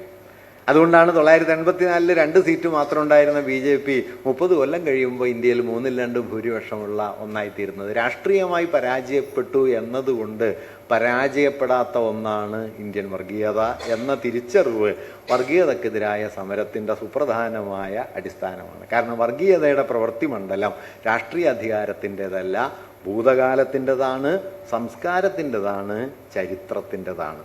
നിർഭാഗ്യവശാൽ സംസ്കാരത്തിൻ്റെയും ചരിത്രത്തിൻ്റെയും മണ്ഡലം രാഷ്ട്രീയത്തിൻ്റെ അനുബന്ധ മണ്ഡലമാണ് എന്ന കാര്യത്തിൽ നമുക്ക് വലിയ സംശയങ്ങളൊന്നുമില്ല. കഴിഞ്ഞ 30 കൊല്ലമായിട്ട് സാംസ്കാരിക സമ്മേളനത്തിൽ അനുബന്ധ പരിപാടിയിൽ പ്രസംഗിച്ചുകൊണ്ടിരിക്കുന്ന ഒരാളാണ് ഞാൻ. നമ്മൾ ഗ്രാംഷി എന്നൊക്കെ പറയുമെങ്കിലും അത് സെമിനാറിലുള്ളൊരു വാക്കാണ് എന്ന കാര്യത്തിൽ കാര്യമായ മാറ്റമൊന്നും ഉണ്ടായിട്ടില്ല. അതുകൊണ്ട് നിങ്ങൾക്ക് ഹിന്ദുത്വത്തെ രാഷ്ട്രീയമായി ഈ തെരഞ്ഞെടുപ്പിൽ തോൽപ്പിക്കാം, അടുത്ത തെരഞ്ഞെടുപ്പിൽ അത് വീണ്ടും വരും. കാരണം അത് ഈ വേതാളത്തെ പോലെ ഒന്നാണ്. നിങ്ങൾ എവിടെ തളച്ചാലും തിരിഞ്ഞു നടന്നു തുടങ്ങുമ്പോൾ അത് നിങ്ങളുടെ കൂടെ ഉണ്ടാവും. കാരണം അത് ഭൂതമായിട്ടാണ് നിൽക്കുക. ഈ ഭൂതത്തെ അഴിക്കുക എന്നുള്ളതാണ്. ഈ ഭൂതത്തിലാണ് വാസ്തവത്തിൽ ബഹുത്വം ഉള്ളത്. ആ ബഹുത്വത്തെ നമ്മുടെ ചരിത്രബോധ്യത്തിലേക്കോ സംസ്കാര സങ്കല്പത്തിലേക്കോ കൂട്ടി വിളക്കുന്നതിൽ ആധുനിക ഇന്ത്യ ഏതാണ്ട് സമ്പൂർണമായി പരാജയപ്പെട്ടു. ആ പരാജയം പല രൂപത്തിൽ നിൽക്കുന്നുണ്ട്. അത് നമ്മുടെ പാഠപുസ്തകങ്ങളിലുണ്ട്, നമ്മുടെ പൊതുബോധത്തിലുണ്ട്, നമ്മുടെ രാഷ്ട്രീയ ധാരണകളിൽ ഉണ്ട്. ഇപ്പം അമർത്യ സെൻ ഇന്ത്യയുടെ ഭൂതകാലത്തെക്കുറിച്ചുള്ള ആധുനിക ധാരണയിൽ ഉൾച്ചേർന്നിരിക്കുന്ന 3 തരം ഒഴിച്ചു നിർത്തലുകളെക്കുറിച്ച് പറയുന്നുണ്ട്. 3 തരത്തിലുള്ള എക്സ്ക്ലൂഷൻസിലൂടെയാണ് ആധുനിക ഇന്ത്യ അതിൻ്റെ ഭൂതത്തെ ഭാവന ചെയ്തത് എന്ന് അമർത്യ സെൻ പറയും. അതിലൊന്ന് വൈദികേതരമായ ബ്രാഹ്മണേതരമായ മതപാരമ്പര്യങ്ങളാണ്. ഇന്ത്യയിൽ വിവിധ മതങ്ങൾ വന്നു, അവയൊക്കെ തന്നെ ഇന്ത്യൻ സംസ്കാരത്തിലേക്ക് പല നിലകളിൽ കൂടിക്കലർന്നു. അങ്ങനെ കൂടിക്കലർന്ന് അതിൻ്റെ ആകത്തുകയായിട്ടാണ് ഒരു സംസ്കൃതി എന്ന നിലയിൽ നാം വികസിച്ചു വന്നത്. പക്ഷേ ഇന്ത്യയുടെ സ്വാഭാവികമായ ഭൂതം എന്നത് വൈദിക ബ്രാഹ്മണിക ഭൂതമായി തീരുകയും മറ്റെല്ലാം മാർജിനലായോ അപരമായോ മാറിത്തീരുകയും ചെയ്തു. ഞാൻ കേരളത്തിൽ നിന്നൊരു ഉദാഹരണം പറഞ്ഞാൽ, കേരളത്തിലെ ഏറ്റവും പ്രസിദ്ധമായ കേരളത്തിൻ്റെ പാരമ്പര്യങ്ങളിലൊന്നായി നാം കരുതുന്ന കേരളത്തിലെ ചുമർചിത്രകല, അത് അമ്പലചിത്രങ്ങളാണ് എന്ന ധാരണയിൽ നമുക്കിപ്പോഴും വലിയ വ്യത്യാസമൊന്നുമില്ല. 1930കളിൽ മുഖപ്രസംഗം എഴുതിയപ്പോഴാണ് കേസരി തിരുവാങ്കൂർ ഗവൺമെൻറ്റിനെതിരെ വിമർശനം ഉന്നയിച്ചുകൊണ്ട് പറഞ്ഞത്, ചുമർചിത്രത്തെ അമ്പലചിത്രങ്ങൾ മാത്രമായി കാണുന്ന സങ്കുചിതമായ വീക്ഷണത്തിൽ നിന്ന് തിരുവിതാംകൂർ ഗവൺമെൻറ് പുറത്തു കിടക്കണം. ഗവൺമെൻറ്റിൻ്റെ പേര് മാറ്റിയാൽ മാത്രം മതി കേട്ടോ. ഇപ്പോൾ കേരളത്തിൽ അമ്പലചിത്രങ്ങളോളം തന്നെ സമൃദ്ധമായ പാരമ്പര്യമുണ്ട് പള്ളിച്ചിത്രങ്ങൾക്ക്. പള്ളിയിലെ പ്രത്യേകിച്ചും തിരുവാങ്കൂറിലെ ക്രൈസ്തവ ദേവാലയങ്ങളിൽ അതിവിപുലമായ ചുമർചിത്ര പാരമ്പര്യമുണ്ട്. പക്ഷെ ചുമർചിത്രം എന്ന് കരുതി കഴിഞ്ഞാൽ ശൈലീവൽകൃതമായ ഒരു ഗണപതിയാണ് എന്ന് സങ്കല്പിക്കാൻ 199 മലയാളികൾക്കും ഒരു പ്രയാസമില്ല. വാസ്തവത്തിൽ ആധുനിക ചിത്രകല ഇന്ത്യയിലെ കേരളത്തിലേക്ക് വന്നത് രാജാരവിവർമ്മ വഴിയല്ല, റത്താഴ ചിത്രങ്ങൾ വഴിയാണ്, അൽത്താരയിൽ വരച്ചു ചേർത്ത ചിത്രങ്ങൾ വഴിയാണ്. അത് 17-ാം നൂറ്റാണ്ട് മുതലുണ്ട്. അതും കഴിഞ്ഞ് 2.5 നൂറ്റാണ്ട് കഴിഞ്ഞിട്ടാണ് രവിവർമ്മ വന്നത്. എങ്കിലും നാം രവിവർമ്മയിൽ തുടങ്ങും, ഇത് തുടങ്ങില്ല. അമർത്യാസൻ പറയുന്നുണ്ട്, ഉപനിഷത്തുകളുടെ നാട് എന്ന് ഇന്ത്യയെ വിശേഷിപ്പിക്കുന്നതിനേക്കാൾ എത്രയോ ശരിയായ വിശേഷണമാണ് ബുദ്ധൻ്റെ നാട് എന്നത്. പക്ഷെ ബുദ്ധൻ്റെ നാട് എന്നത് വല്ല സെമിനാർ പേപ്പറിലോ മറ്റോ അല്ലാതെ പൊതുബോധത്തിലില്ല. മറിച്ച് ഉപനിഷത്തുകൾ എന്ന് പറയുന്നത് നമ്മൾ ആരും വായിച്ചിട്ടില്ലെങ്കിലും നമ്മുടെ പാരമ്പര്യമാണെന്നുള്ള കാര്യത്തിൽ നമുക്ക് തർക്കമൊന്നുമില്ല. ഉപനിഷത്തുകളെക്കാൾ എത്രയോ കൂടുതൽ നമ്മൾ വായിച്ചത് കാമസൂത്രമാണ്. പക്ഷെ കാമസൂത്രത്തിൻ്റെ നാട് എന്ന് നമ്മൾ പറയില്ല. അങ്ങനെ പറഞ്ഞൊരു മതിപ്പുറവാണല്ലോ. ആധ്യാത്മിക പരിവേഷമാണ്. കാമസൂത്രത്തിന് ആകെ ഒരു ആധ്യാത്മിക വേഷമേ ഉള്ളൂ. അത് ഇത് എഴുതിയ ആളെ നമ്മൾ മഹർഷി എന്നാണ് വിളിക്കാറ് എന്നതാണ്. വാത്സ്യായനൻ മഹർഷിയാണെന്നാണ്. മറ്റേർപ്പാടൊന്നുമില്ല. അവസാനിക്കാത്ത രതിസുഖം എങ്ങനെയാണ് കൈവരിക എന്നതിനെക്കുറിച്ച് ലോകത്ത് ആദ്യം ആലോചിച്ച ഒരു ജനതയാണ് ഭാരതീയർ. എന്ന് പറഞ്ഞാൽ ഭാരതീയർക്ക് ഇപ്പോൾ ഉൾക്കൊള്ളാൻ പറ്റുമെന്ന് സംശയമാണ്. കൊസാംബി പണ്ട് പറയുന്ന ഒരു ഫലിതമുണ്ട് കേട്ടോ. ഇന്ത്യ ആത്മീയതയുടെ നാടാണെന്ന് വല്ലാതെ പറഞ്ഞു വന്നപ്പോൾ കൊസാംബി ഒരിക്കൽ പറയുന്നുണ്ട്, സ്വന്തം യൗവനം കൊണ്ട് മതിച്ച് പൊളച്ച് ജീവിച്ചതിന് ശേഷം മതിയാകാതെ വന്നപ്പോൾ മകനോട് യൗവനം കടം ചോദിച്ച ഒരച്ഛനെ സങ്കല്പിച്ച നാടാണിത്. അതാണ് മഹാഭാരതത്തിലെ യാതി. ഈ നാടിനെ കുറിച്ചാണ് അധ്യാത്മത്തിൻ്റെ നാട് എന്ന് പറയുന്നത്. ഞാൻ പറഞ്ഞു വന്നത് എന്താണെന്ന് വെച്ച് കഴിഞ്ഞാൽ, എങ്ങനെയാണ് ഇപ്പോൾ കേരളീയ പാരമ്പര്യം എന്ന് പറയുമ്പോൾ നിങ്ങൾ ജൂതപ്പാട്ടുകളെ ഓർക്കുന്നുണ്ടോ? കേരളത്തിലെ യഹൂദ സ്ത്രീകൾ ഉണ്ടാക്കിയ സവിശേഷമായ പാട്ടുകൾ, ആ പാട്ട് പാരമ്പര്യം നമ്മുടെ ഓർമ്മയുടെ വിദൂര ചക്രവാളത്തിൽ പോലും ഇല്ല. പത്താഴ ചിത്രങ്ങളില്ല. ക്രൈസ്തവ ദേവാലയങ്ങളിൽ വരച്ചു വയ്ക്കപ്പെട്ട ചുമർ ചിത്രങ്ങളില്ല. ഇതൊന്നുമില്ലാത്തതും ഇതെല്ലാം പാർശ്വവൽക്കരിക്കപ്പെട്ടതോ അപരവൽക്കരിക്കപ്പെട്ടതോ ആയ ഒരു ഭൂതം നമ്മുടെ ദേശീയ ഭൂതമായി തീർന്നു. ഇതാണ് അമർത്യാസൻ പറഞ്ഞത്. അതുകൊണ്ട് ഇങ്ങനെ ഒരു ഭൂതം ഭാവന ചെയ്യുന്നതോടെ ഭൂതത്തെ ഏകാത്മകമാക്കാൻ കഴിയും, പാരമ്പര്യത്തെ സത്താവൽക്കരിക്കാൻ കഴിയും. അങ്ങനെ സത്താവൽക്കരിച്ചാൽ അതിൻ്റെ ഉടമാവകാശം വഴി ഭാരതത്തിൻ്റെ സ്വാഭാവിക അധികാരികൾ ഞങ്ങളാണ് എന്ന് പിൽക്കാലത്ത് ഇതിൻ്റെ പ്രതിനിധികൾക്ക് ആർക്കെങ്കിലുമൊക്കെ അവകാശപ്പെടാൻ കഴിയും. അതുകൊണ്ട് ഈ ക്ലെയിം വരുന്നത് എവിടെ നിന്നാണെന്ന് ചോദിച്ചാൽ, അവർ ക്ലെയിം ഉന്നയിക്കുന്നു എന്നുള്ളതല്ല, ആ ക്ലെയിമിന് നിലനിൽക്കാൻ പാകത്തിലുള്ള ഒരു ഭൂതകാല ധാരണയെ നാം ചുമന്നുകൊണ്ട് നടക്കുന്നു എന്നുള്ളതിലാണ്. രണ്ടാമത് അമർത്യാസൻ ചൂണ്ടിക്കാണിക്കുന്ന ഒരു കാര്യം എന്താണെന്ന് വെച്ച് കഴിഞ്ഞാൽ, ബ്രാഹ്മണേതരമായ മതപാരമ്പര്യങ്ങൾ, അതിപ്പോൾ ഇസ്ലാം ഇന്ത്യക്ക് നൽകിയ അതിവിപുലമായ സംഭാവനയുണ്ട്. പ്രത്യേകിച്ചും പേർഷ്യനേറ്റ് കൾച്ചർ എന്ന ഒരു വലിയ പാരമ്പര്യം ഇന്ത്യക്കുണ്ട്. പേർഷ്യൻ സംസ്കാരവുമായുള്ള കൂടിക്കുഴയിൽ ഞാൻ നേരത്തെ പറഞ്ഞല്ലോ, ഹിന്ദു എന്ന വാക്കടക്കം ഈ ബന്ധത്തിൽ നിന്നുണ്ടായതാണ്. ഇന്ത്യയുടെ വാസ്തുശില്പം, ഇന്ത്യയുടെ സംഗീതം, ഇന്ത്യയുടെ ചിത്രകല, ഇന്ത്യയുടെ തുണിനെയ്ത്ത്, ഇങ്ങനെ എത്രയോ മേഖലകളിൽ പേർഷ്യൻ സംസ്കൃതിയുമായുള്ള ബന്ധം ഭാരതീയതയെ വലിയ തോതിൽ അഴിച്ചു പണിതു. അങ്ങനെ അഴിച്ചു പണിതതിൻ്റെ ചരിത്രം മുഴുവൻ പിൽക്കാലത്ത് മാഞ്ഞുപോയി. ഇപ്പം കഥക്ക് പോലെ ഒരു നൃത്തത്തിലുള്ള പേർഷ്യനായ അറബിക്കായ അംശങ്ങളെ ഇല്ലാണ്ടാക്കാൻ, കഥക്കിനെ തന്നെ തദ്ദേശീയവൽക്കരിച്ച് സംസ്കൃതവൽക്കരിച്ച് അതിനെ ബ്രാഹ്മണികമായ ഒരു വ്യവഹാരമാക്കാൻ പിൽക്കാലത്ത് വലിയ ശ്രമം നടന്നു. ഇന്ന് കഥക്കൊരു ഹിന്ദു നൃത്തം ആയി ഏതാണ്ട് രൂപാന്തരപ്പെട്ടു കഴിഞ്ഞു. ഇപ്പൊ കഥകളിയുടെ സ്ത്രീവേഷം മുസ്ലിം സ്ത്രീകളുടെ വേഷത്തിൽ നിന്നാണ് രൂപപ്പെട്ടതെന്ന് ഇപ്പോൾ ഓർക്കാറില്ല. മിനുക്ക് കഥകളിയിലെ ഹനുമാന്റെ തൊപ്പി ഫ്രഞ്ച് തൊപ്പിയാണ് എന്ന് ഓർക്കാറില്ല. ഹനുമാൻ ഇങ്ങനെ ചാടുമ്പോൾ ഒരു ഫ്രഞ്ച് തൊപ്പി കിടന്ന് ചാടുന്നുണ്ട് കേട്ടോ. വാസ്തവത്തിൽ അതൊക്കെ വലിയ മനോഹരമായ ആശയങ്ങളാണ്. കാരണം ഈ മനുഷ്യൻ ഇങ്ങനെ പങ്കുവെക്കുന്നതിൻ്റെ ഒരു കഥയാണ്. എൻ വി കൃഷ്ണമാരൊരു മനോഹരമായ ഒരു ആശയം അവതരിപ്പിക്കുന്നുണ്ട്. അദ്ദേഹം പറയുന്നത്, നമ്മുടെ ഈ മഹാബലി ഉണ്ടല്ലോ, മഹാബലി എന്നത് പ്രാചീന അസീറിയ ഭരിച്ചിരുന്ന ചക്രവർത്തിമാരുടെ സ്ഥാനപരമ്പരയുടെ പേരാണ് ബലി. ബലി എന്നോ ബലയെന്നോ ഉച്ചരിക്കാവുന്ന ഒരു പേരുള്ള സ്ഥാനപ്പേരുള്ള 14 ചക്രവർത്തിമാർ പ്രാചീന അസീറിയ ഭരിച്ചിരുന്നു എന്നതിനെക്കുറിച്ചുള്ള ഒരു വിവരം അസുർബാനിപാൽ എന്നു പേരായ അസീറിയൻ ചക്രവർത്തിയുടെ ക്യൂണിഫോം ഗ്രന്ഥാലയത്തിൽ നിന്ന് കിട്ടുകയുണ്ടായി. എൻ വിയുടെ ഒരു വാദം, ഈ ബലയുടെയോ ബലിയുടെയോ തുടർച്ചയാണ് മഹാബലി എന്ന ആശയം. അതിന് അദ്ദേഹം വേറെ ചില തെളിവുകളൊക്കെ പറയുന്നുണ്ട്. അതിലൊരു കൗതുകമുള്ള തെളിവ് എന്താണെന്ന് വെച്ച് കഴിഞ്ഞാൽ, ഈ അസീറിയൻ സുമേറിയൻ മേഖലയിൽ ജീവിച്ചിരുന്ന ഹിറ്റൈറ്റുകാർ തങ്ങളുടെ പൂർവ്വ പരമ്പര മരിച്ചാൽ ആ മരിച്ചവർക്ക് പണിയുന്ന സ്മാരകങ്ങളുണ്ട്, സിഗുറാത്തുകൾ. ഈ സിഗറാത്തുകളുടെ ആർക്കിടെക്ചറൽ പാറ്റേണിൻ്റെ അതേ രൂപത്തിലാണ് നമ്മൾ ഈ തിരുവോണ ദിവസം ഉണ്ടാക്കുന്ന ഓണപ്പടവ്. ഒരു ചതുരത്തട്ടിട്ട് മുകളിൽ ചതുരത്തട്ടിട്ട് ചെറിയ ചെറിയ ചതുരത്തട്ടുകളായി മുകളിലേക്ക് ഇങ്ങനെ കൂർത്തു വന്ന് അവസാനം ഒരു ആപ്പ് വെച്ച്, ആ ആപ്പാണ് തൃക്കാക്കരയപ്പൻ. അങ്ങനെ ഒരു ആപ്പും വച്ച് ഒരു ചതുര രൂപം നമ്മൾ വീട്ടുമുറ്റത്ത് ഒരുക്കുമ്പോൾ ഇതേ ചതുര രൂപത്തിൻ്റെ ഇതേ ആർക്കിടെക്ചറിൻ്റെ ഒരു വളരെ വിപുലീകൃതമായ രൂപത്തിലാണ് പ്രാചീന ഹിറ്റൈറ്റുകാർ മരണാനന്തര സ്മാരകങ്ങൾ ഉണ്ടാക്കിയിരുന്നത്.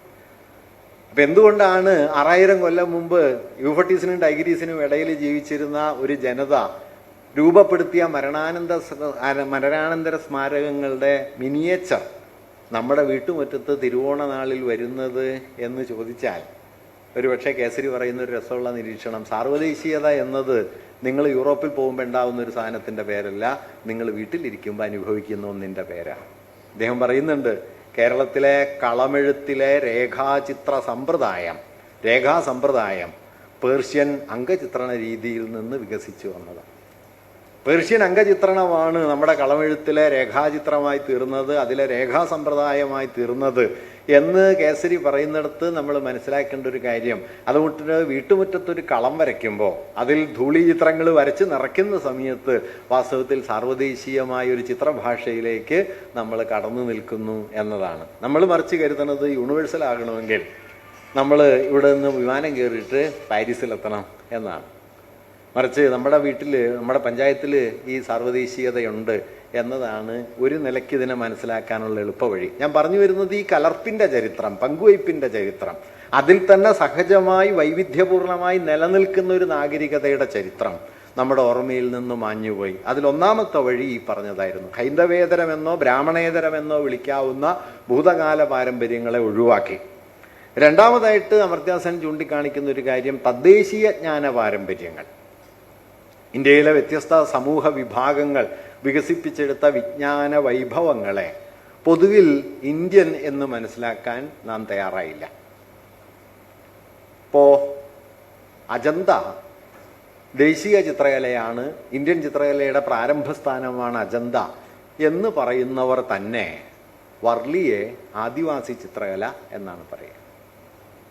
കഥകളി കേരളീയ കലയായിരിക്കുമ്പോൾ തെയ്യം ഉത്തര മലബാറിൻ്റെ കലയായിട്ടാണ് നിൽക്കുക. എന്തായാലും കഥകളി കണ്ടതിനേക്കാൾ കൂടുതൽ ആളുകൾ തെയ്യം കണ്ടിട്ടുണ്ട്.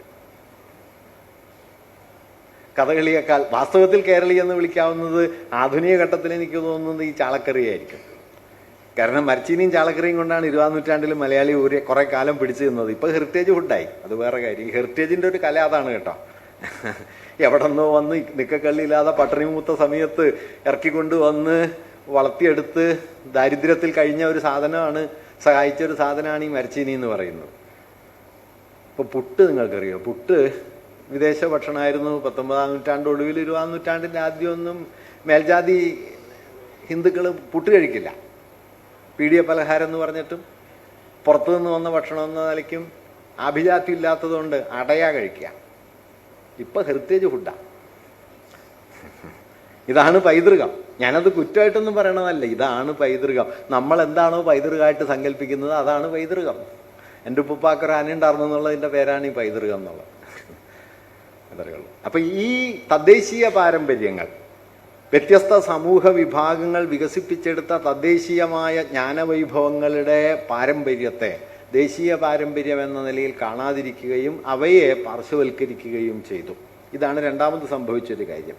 മൂന്നാമത് അദ്ദേഹം പറയുന്ന ഒരു കാര്യം, ഇന്ത്യ ജന്മം നൽകിയ അതിവിപുലമായ ഭൗതിക വിജ്ഞാനത്തെ, ഭൗതികവാദത്തെ അല്ല, ലോകായതവും ചർവാകവും പോലുള്ള ഭൗതികവാദ രൂപങ്ങളല്ല, ഭൗതിക വിജ്ഞാനം, ഇന്ത്യയുടെ ഗണിതം, ഇന്ത്യയുടെ അർത്ഥശാസ്ത്രം, ഇന്ത്യയുടെ കാമസൂത്രം, ഇന്ത്യയുടെ രസവിദ്യ, ഇങ്ങനെയുള്ള ഭൗതിക വിജ്ഞാനത്തിന് മുകളിൽ ഇന്ത്യയുടെ ആധ്യാത്മിക വിജ്ഞാനത്തെ ഉയർത്തിപ്പിടിച്ചു.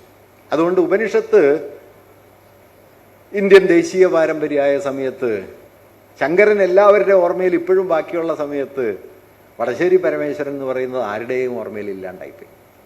സംഗമഗ്രാമ മാധവൻ ആരുടെ ഓർമ്മയിൽ ഇല്ലാണ്ടായിപ്പോയി. ഇൻഫിനിറ്റ് സീരീസ് യൂറോപ്പിലുണ്ടാകുന്നതിന് മുമ്പോ അല്ലെങ്കിൽ അതിന് സമാന്തരമായിട്ടോ കേരളത്തിൽ കണ്ടെത്തിയ ഒരാളുടെ പേരാണ് വടശ്ശേരി പരമേശ്വരൻ, സംഗമഗ്രാമ മാധവൻ, ഇരിങ്ങാലക്കുടക്കാരനാണ്.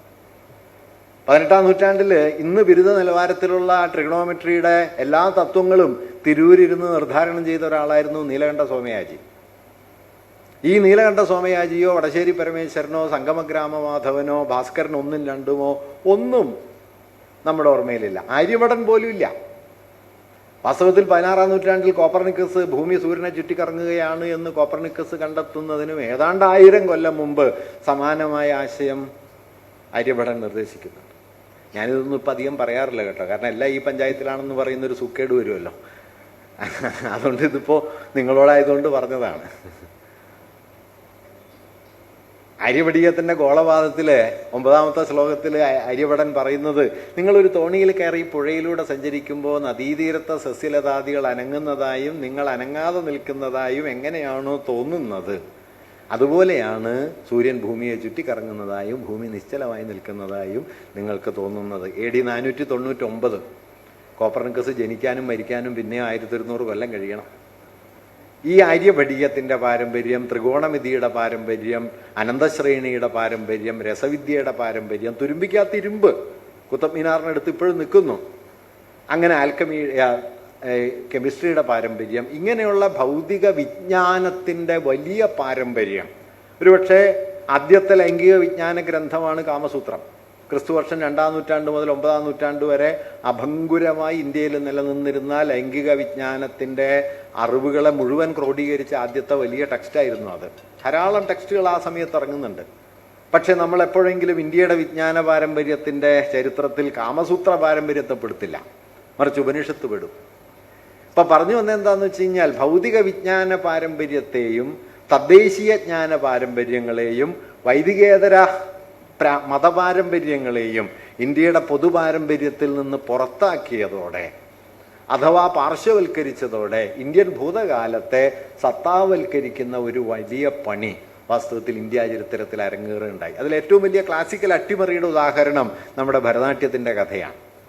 ഭരതനാട്യം എന്ന് പറയുന്നത് ഏതാണ്ട് 16-ാം നൂറ്റാണ്ട് മുതൽ നമ്മുടെ മറാത്ത മേഖലയിലും പിന്നീട് വിജയനഗര സാമ്രാജ്യത്തിലും പിന്നീട് മദ്രാസിലുമൊക്കെ ആയിട്ട് ദേവദാസികൾ ഒരു 400 കൊല്ലക്കാലം കൊണ്ട് നടന്ന സതിരാട്ടമാണ് രുക്മിണി ദേവി അരുണ്ടയിൽ പരിഷ്കരിച്ച് ഭരതനാട്യമാക്കി മാറ്റിയത്. രുക്മിണി ദേവി അരുണ്ടയിൽ ഭരതനാട്യം പഠിക്കുന്നത് 30 വയസ്സിലാണ്. ആദ്യം അവർ പഠിച്ചത് ബാലയാണ്. അവർ അനി ബസന്റിൻ്റെ വലിയ അനുയായിയായിരുന്നു. ലോകമാതാവ് എന്ന പദവിയിലൊക്കെ എത്തിച്ചേർന്ന് ലോകം മുഴുവൻ സഞ്ചരിച്ച് അന്നാ പാവ്ലോവയുടെ ബാലെ കണ്ട് അതിൽ ആകൃഷ്ടയായിട്ടാണ് അവർ നൃത്തം പഠിക്കാൻ തുടങ്ങുന്നതും ബാലെ പഠിക്കുന്നതും. അവർ തിരിച്ച് ഇന്ത്യയിൽ വന്നിട്ടാണ് ഇവിടെയുള്ള സതിരാട്ടം അത്ര അഭിജാതമല്ല എന്ന് കരുതുകയും സതിരാട്ടത്തിലെ മുദ്രകളെ ക്രമീകരിച്ച് അതിൻ്റെ സാഹിത്യത്തെ ക്രമീകരിച്ച് അതിനെ നാട്യശാസ്ത്രത്തോട് കൂടുതൽ ബന്ധിപ്പിച്ച് പുതിയൊരു ചലനവിന്യാസ രീതിയും സ്പേഷ്യൽ ഡിസ്ട്രിബ്യൂഷനും ഒക്കെ അതിന് നൽകിക്കൊണ്ട് ഭരതനാട്യം എന്ന പേരിൽ അത് പ്രചരിപ്പിക്കാൻ തുടങ്ങിയത്. പേര് കൊടുത്തത് അവരല്ല, ഇ കൃഷ്ണയ്യർ എന്ന് പറയുന്ന മദ്രാസിലെ മറ്റൊരു ബ്രാഹ്മണനാണ് ആ പേര് ആദ്യം കൊടുക്കുന്നത്. സംഭവിച്ചത് എന്തായിരുന്നു? 400 കൊല്ലക്കാലം ഈ സതിരാട്ടത്തെയും അതിൻ്റെ അടവുകളെയും ചുവടുകളെയും അതിൻ്റെ വിന്യാസ രീതിയെയും സ്വന്തം ശരീരത്തിൽ കൊണ്ടു നടന്ന് സംരക്ഷിച്ച് ലോകത്തെ ഏറ്റവും റിഫൈൻഡായ ഒരു നൃത്താവിഷ്കാര രീതിയായ അതിനെ നിലനിർത്തിയ ദേവദാസികൾ വഴിപിഴച്ചവരും അധകൃതരുമായി തീർന്നു എന്നു മാത്രമല്ല, 20-ാം നൂറ്റാണ്ടിൽ ഇന്ത്യ കണ്ട, ഒരുപക്ഷെ എക്കാലത്തും ഇന്ത്യ കണ്ട ഏറ്റവും വലിയ നർത്തകിയായിരുന്ന ബാലസരസ്വതി, ആ ബാലസരസ്വതി സ്വാതന്ത്ര്യപ്രാപ്തിക്ക് ശേഷം വിദേശ രാജ്യങ്ങളിൽ ഇന്ത്യയിലെ കൾച്ചറൽ ടൂർ പോകുന്ന സമയത്ത് അതിൽ ഉൾപ്പെടുത്തപ്പെട്ടതിന് ശേഷം 2 തവണ അവരെ ഡൽഹിയിൽ വെച്ച് ഈ സാംസ്കാരിക സന്ദർശന സംഘത്തിൽ നിന്ന് ഒഴിവാക്കിയിട്ടുണ്ട്. അങ്ങനെ ഒഴിവാക്കിയതിന് പറഞ്ഞ കാരണം എന്താണെന്നറിയോ? ബാലസരസ്വതിയുടെ നൃത്തം വേണ്ടത്ര ഭാരതീയമല്ല എന്നതാണ്. നോക്കൂ, 400 കൊല്ലക്കാലം ഈ രാജ്യത്തൊരു നൃത്ത പാരമ്പര്യത്തെ സംരക്ഷിക്കുകയും നിലനിർത്തുകയും അതിൻ്റെ ഏറ്റവും സൂക്ഷ്മമായ ഒരു ആവിഷ്കാര രീതിയെ സ്വന്തം നിലയ്ക്ക് കൊണ്ടു നടക്കുകയും ചെയ്ത ആളായിരുന്നു ഈ ബാലസരസ്വതി. ബാലസരസ്വതി സംഗീത കലാനിധി പട്ടം കിട്ടിയ ഒരേ ഒരു നർത്തകിയാണ്. മദ്രാസ് മ്യൂസിക് അക്കാഡമി സംഗീത കലാനിധി പട്ടം കൊടുക്കുന്നത് സംഗീതജ്ഞർക്കാണ്. അത് കിട്ടിയ ഒരേ ഒരു നർത്തകിയാണ് ഈ ബാലസരസ്വതി. ബാലസരസ്വതിയുടെ നൃത്തത്തെക്കുറിച്ച് KV നാരായണസ്വാമി പറയുന്ന ഒരു കാര്യം, ഞാൻ പാടുന്ന സമയത്ത് ബാലസരസ്വതിയുടെ നൃത്തം ഓർത്താണ് പാടുക എന്ന് അദ്ദേഹം പറയുന്നുണ്ട്. ഉടൽപൂണ്ട സംഗീതമായിരുന്നു അവരുടേത് നൃത്തം എന്ന് പറയും. സത്യജിത് റായ് അവരെക്കുറിച്ചൊരു ഡോക്യുമെൻ്ററി ഒക്കെ ചെയ്തിട്ടുണ്ട്. ആ ബാലസരസ്വതിയുടെ നൃത്തം അത് സംസ്കൃതവൽക്കരിക്കപ്പെട്ട രുക്മിണി ദേവി ബ്രാഹ്മണീകരിച്ചെടുത്ത ഭരതനാട്യത്തിൻ്റെ ക്രമത്തോട് ഇണങ്ങുന്നില്ല എന്ന് പറഞ്ഞ് 950-കളാകുമ്പോഴേക്കും അത് പാർശ്വവൽകൃതമായി തീരുകയും സംസ്കൃതീകരിക്കപ്പെട്ട ഈ പുതിയ രൂപം നാഷണൽ ഡാൻസ് ഫോമായി തീരുകയും ചെയ്തു. ഇങ്ങനെ ദേശീയമെന്ന പദവിയിലേക്ക് പ്രാദേശികത ഉൾച്ചേർക്കപ്പെടുകയും പ്രാദേശികമായി വികസിച്ചു വന്ന വിജ്ഞാന വൈഭവങ്ങളുടെ വലിയ ലോകം പുറത്തായി പോവുകയും ചെയ്തു. അങ്ങനെ പുറത്തായി പോയതിൻ്റെ അനന്തരഫലം എന്താണെന്ന് വെച്ച് കഴിഞ്ഞാൽ മതവൽക്കരണത്തിനും സത്താവൽക്കരണത്തിനും ബ്രാഹ്മണീകരണത്തിനും വഴങ്ങാതെ നിൽക്കാൻ ശേഷിയുള്ള ഇന്ത്യയിലെ ആവിഷ്കാര പ്രകാരങ്ങൾ മിക്കവാറും ഇന്ത്യയുടെ ഭൂതകാല പാരമ്പര്യത്തിൻ്റെ പരിഗണനയ്ക്ക് പുറത്തായി. ഭൗതിക വിജ്ഞാനം പുറത്തായി, ആദിവാസികളുടെയോ തദ്ദേശീയ സമൂഹങ്ങളുടെയോ ജ്ഞാനാവിഷ്കാര രൂപങ്ങൾ പുറത്തായി, ബ്രാഹ്മണേതരമായ മതാവിഷ്കാരങ്ങളും പുറത്തായി. ബ്രാഹ്മണികമായൊരു ഭൂതം ദേശീയ ഭൂതമായി.